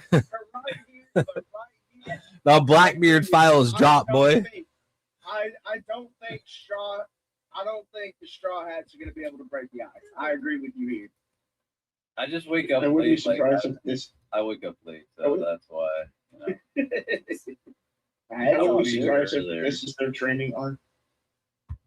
I'm gonna start waking up earlier soon now because I just got a new job that I'm starting on Monday. So Congrats, bro. Hey, get your money. But Good for you. But I will be at work, so then I still won't be able to join. So I guess I'm screwed either. Well, You guess know, like- well, guess what, SL? The Blackbeard file just dropped, boy. You better run. We're gonna pin it in the spoilers chat. I would like to discuss that sometime when we have the chance. Maybe on like a well, I guess it is Saturday, but maybe on like one of your other streams when you do them at night again. Well, night for me, morning for you. You know what I mean, though. Okay. We live in different zones. Like if you do another stream like that, then then I'll be able to join. Okay. You know, I was that's what I actually wanted to do for the break week stream, but I didn't see many people post what they wanted reactions to. And I was like, oh man, I don't know what's he even react to. I know Vincent Devil Fruit tier list. Law S tier. Yeah. I mean, What are some other ones? The Jacket Fruit S tier. I would Yeah, say Jacket Robinson Fruit would S be tier no matter S what. tier. I think that Robinson is S tier. Wait. Bro said, hold on, wait. Time out. This dude came in the chat and said Usopp will break the ice. Boy, someone get this dude out of here. Get this man out of here. Get this guy. Get this dude out of here. Hey man. Blasphemy. If Frankie breaks the ice, is that a Kizaru upscale? Like Kizaru top 1, or what are we doing? Like Kizaru over you, Frankie over. I want Frankie versus Kizaru. Wait a second. Hold on. Frankie versus. How come I never consider that? Yo, we need you in VC more often, dude. Posed a very good question with the Straw Hats breaking Ragnar's eyes. Nah, bro, I don't tolerate that. That would drive the community insane. I don't tolerate any Emu Ragnar slander. Is that Disney? Is that Mickey piece? If they break the ice and you fit it, or what? Mickey I don't know. piece. You know Okay, if Zoro does it, I'm okay with it. Friendship power, like friendship power activate. Okay, well, okay. Would you stop saying that Mihawk has no feats if Mihawk showed up and broke the ice? Shut up. Dragon's gonna show up to Elbap and burn the ice. He cuts out a perfect outline of her body, and she just like falls out, and it's like, and then he just walks away, like no, doesn't even speak, just leaves. This confuses me though, guys. If Ragnar's ice is a devil fruit, wouldn't the solution be to just drop the block of the ice in the sea and then rescue whoever was in it from drowning? It's funny how it doesn't work on Aokiji shit. Aokiji froze the ocean. But Aokiji's on the top of the ocean, he's not submerged, like submerged. But I think it only weaken. Yeah, well, he's not being affected by it. Look, So his power will still remain constant. A shower got her out of the ice. I think what you would be more so looking for is like maybe if you put Ragnar in the water, it would work that way. But even then, it might not. Well, Like, here's the this is thing I'm magic saying ice. about Aokiji's eyes, okay? Said put Ragnar in the water. When Robin got frozen. So my argument is the hot shower. but I understand what you're saying. It was hot water, yeah. They were using the hot If it was water. that- But Ragnar's if ice it was is that supposed to be simple- like even stronger. So Go ahead, Vincent. I was just gonna say, if seawater was that simple to break through the ice, we don't need to ride it all the way to the ocean. Just call our boy Firefighter Jinbei and they'll spray that shit until it's all melted. he's got to have some like hot water for that. Water. King J with the 40 said Mihawk may not have feet, but Robin has good feet. Oh, I jeez agree. Louise. I agree. So You agree? Boy, bring him down. Right. Your statement. Yeah, this channel was a mistake. S tier statement from One Piece. Okay, I do have some things for that. The whole Yamato being guardian thing. I have one little thing against that there. If that was the case, and then she had to stay in Wano, then you can clearly say the same thing that if Pizarro, the one who can turn into any island and all, any island he gets, he's at a disadvantage no matter what then. Because say the island is not properly, have a proper good soil, he's not properly formed up then, in a sense. You know what? That's actually an interesting thing. Because what if Pizarro took over like a technological island like Egghead, and he just had like the power of all the technology? Would that be a huge buff or what? Would that be a buff? Like, You just I never thought about that. Because like that's like saying like with the whole like him going to Punk Hazard too. Would he go to Punk Hazard? Would he get ice and fire at the same time to use? You know? sounds like he turned into that villain from Stampede. What was his name? The villain from Stampede. Oh, Gun. Douglas Bullet. Douglas Bullet. Douglas Bullock, that's who it is. He's our Smokey come back. All right. So what if like? Oh yeah, go ahead. You got it. Guys, this is the last chance if anyone wants to share a comment, question, theory, concern. Anybody in the text chat and voice chat, this is your last chance. Concept asks, which is harder to escape, boa petrification or Ragnir ice?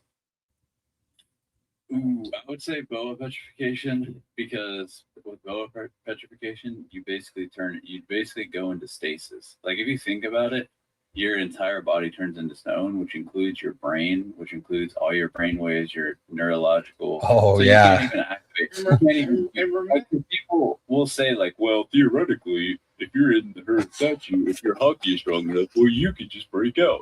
But you know, the problem with that is you can't activate your hockey if your brain is frozen, dude. How are you going to use your hockey if your brain is frozen? You can't do anything.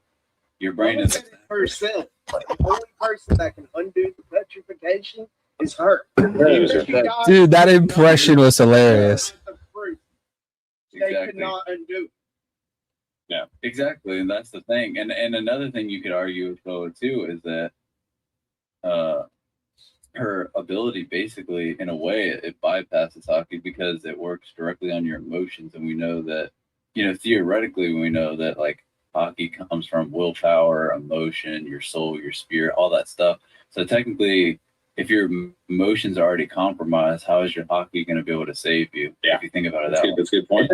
It's a theory, but that's what I believe, honestly. But a lot of people, you know, they have a problem with that because, like, especially the Super Shanks fans and stuff, they're like, no, Shanks can smoking. He'll be fine. No, not one Yeah, average no, fan has ever said that. He's a Smokey, you say that all the time, dude. I know Shanks can say that. I know. I did have one thing. Smokey says that all the Do you time. think the Giants on Thriller Bark were frozen on purpose? Not by, like, not for, like, you know, or to stop them from doing anything bad, but frozen so they can come back in the future. Aren't those alluded to be the Galila Giants? If so, yeah. Yeah.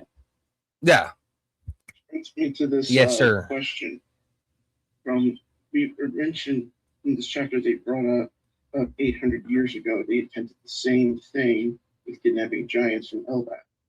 So obviously this was not the first time Emu has done this. The question is, are the Galilov giants the parents of those children, or are the children the Galilov giants themselves? That is a great question. Great question. I don't know.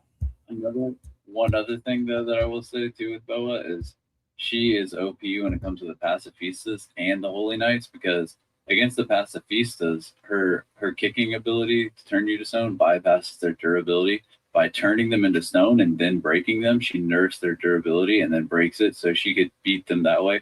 Also, We saw that in Origin Marine turns- Corps, well, yeah, with the pacifistas, but I meant to say the what am I thinking? The upgraded, the new warlord, Seraphim. whatever the Seraphim. There you Seraphim. go. I meant the Seraphim. That's what I meant to say. Yeah. And then with the God's Knights, with their immortality, she bypasses that by just turning them to a statue, just like in Naruto when people like seal them. So it's kind of similar to that. So if she turns you to a statue, your immortality won't matter. You're just frozen stasis, so you can't do anything. So she's a perfect counter to both of those because of her hack. I mean, her abilities are absolutely ridiculous. I mean, it's Not only insane. that, she had It's literally Rocket insane, on but- top of all that. Yeah, and she has pretty good like combat abilities and everything on top of all that. So it's just like it's ridiculous. If And her arrows, if Boa was a straw hat, she would be the strongest woman. literally, I believe she is the strongest Yeah. woman in the So- world. So Whoa, over Big Mom. Big Yeah. Mama. Yamato. I give the edge to Yamato, but I can also see it again. Yamato. Wait. I mean, Big Mom's gone. She should not even be in the conversation. So the winners that are left that are strong are Rob, yeah, Boa, Bro, and you, Yamato. yo, dude, kid versus or Okay, kid-in-law taking down Big Mom has done irreversible damage to Big Mom's reputation. No one takes Yeah, Big well, Mom seriously anymore. Granted, Big Mom was super nerfed. Like she wasn't even using her advanced conquerors, and she what else was with her nerfs? Like she's just like stupid. I don't know. Like she was just not at her best, right? And then it was also a ring out situation, right? Like if you look at the statistic, like the odds of what they had, technically they should have lost like 999 times out of 1,000. They were just so lucky to have the perfect layup from Oda, to have the only win condition they could have had with the ring out, and then she had the bombs to keep her falling. She said she was going to come back, and they were out of energy. So if she hit the ground and didn't continue going from the bombs, she would have came back and killed them while they're just laying on the ground. You know what I mean? So they had and she didn't use advanced conquerors, which would have basically just finished them off. So it was like like who knows why she didn't do that. Do you think it's just bad writing then? I think it was kind of bad writing, to be honest with you, but you know, it was what it was. mean, it wouldn't be the first time they wanted.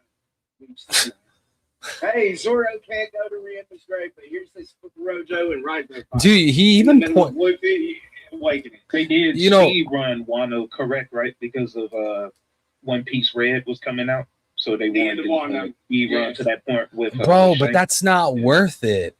Whoever made that move, I know you guys aren't justifying it. Whoever made that move though is just like so dumb, because once you put out a chapter, there's no going back. Like once you try to close an arc, you can't go back and change the past. So if Oda's gonna try to like cut things out and speed run the end of Wano just so that it can link up with film, right, or whatever, you better hope it comes out good. You better hope you do it right, because if not, you just ruin the end of the arc. And I want to add, I've been rereading Wano. Zoro explicitly said he wanted to go see Ryuma's grave and whatnot. So no one can make like this defense that like it's so random that people would want Zoro to visit Ryuma's grave. Like no one even cares. Like Zoro cares. He literally said it. So there's like a bunch of. You wanted to visit I think he already did when they went up the mountain. Like they had the. But I'm just asking. Like additional note. Maybe. Probably. I still am on the side of like that Zoro got quite a lot in Wano. So like I will not complain about anything with Zoro. I think the Ryuma grave, yeah, he could have added that. I don't think it's like anything that crazy that it wasn't in to me. But I still think people underestimate like how much Zoro got in Wano. Like he got that new sword, which was crazy, which also helps him to control his haki, which is really beneficial. And he got conquered Luffy. He even used the gap. He was even able to use the gap on King at one point to push him away defensively. And he got like a lot. He got quite a lot in Wano. He got Grim Reapered. You know what I mean? What do you mean? And then there's the Grim Reaper. Bro, what happened to the Grim Reaper, man? Everybody was cooking theories on the Grim Reaper, dude, and it just vanished. Yeah, so to me, he's still got so much more. Bro, I see where you're coming from. Like, yeah, there was a lot of great things for Zoro. I totally respect that, understand that. But I think the gripe is like there's these unanswered things. Like we can appreciate the good, but what about all these other unanswered things? Like, you know what I mean? It's like if I promised you, yo, SL, I'm gonna hook you up with a PS6, GTA 6, and a PC and a Lambo. And then I give you the Lambo and I give you the PC, and you're like, bro, what about GTA 6? What about the PS6? I would not be opposed. Right here, my boy. Bro, you gotta come here, fly out here, and I got you with a gift. We got That's Evil all One high five. Here you go. You just gotta leave. All right, Mooney. Sorry, Ari Namuni. All right, you know what? Actually, we're gonna end it here. 3 hours, 15 minutes. Great stream. Thank you guys. Sorry if you guys didn't get to speak too much. We're all very excited trying to share our opinions and thoughts. Hopefully, I didn't piss you guys off too bad. I appreciate all you guys, though. You guys are awesome. It's always really fun talking to you guys. Vincent, JK, Damon, SL, Jabriel, of course, Smokey, as well as everyone in the text chat. King J with the awesome article. Johan Concept, Jordan, Will of Dreams is here. A bunch of people. I want to greatly thank everyone for being here. We'll be here again live. Hopefully I don't get sick. 1187. Maybe L's at work. Hope L is okay. Chat, pray for L. But we'll be back again. 1187 spoilers and reaction. Take care until then. Abigna, God bless. Hope everyone has a wonderful morning, day, or night, wherever you guys are. Take care of yourselves, chat. So much fun. What a great chapter. Great day, everybody. Peace, everybody. Oh, yeah. Thank you, J-Bro. Big Smokey. Yo.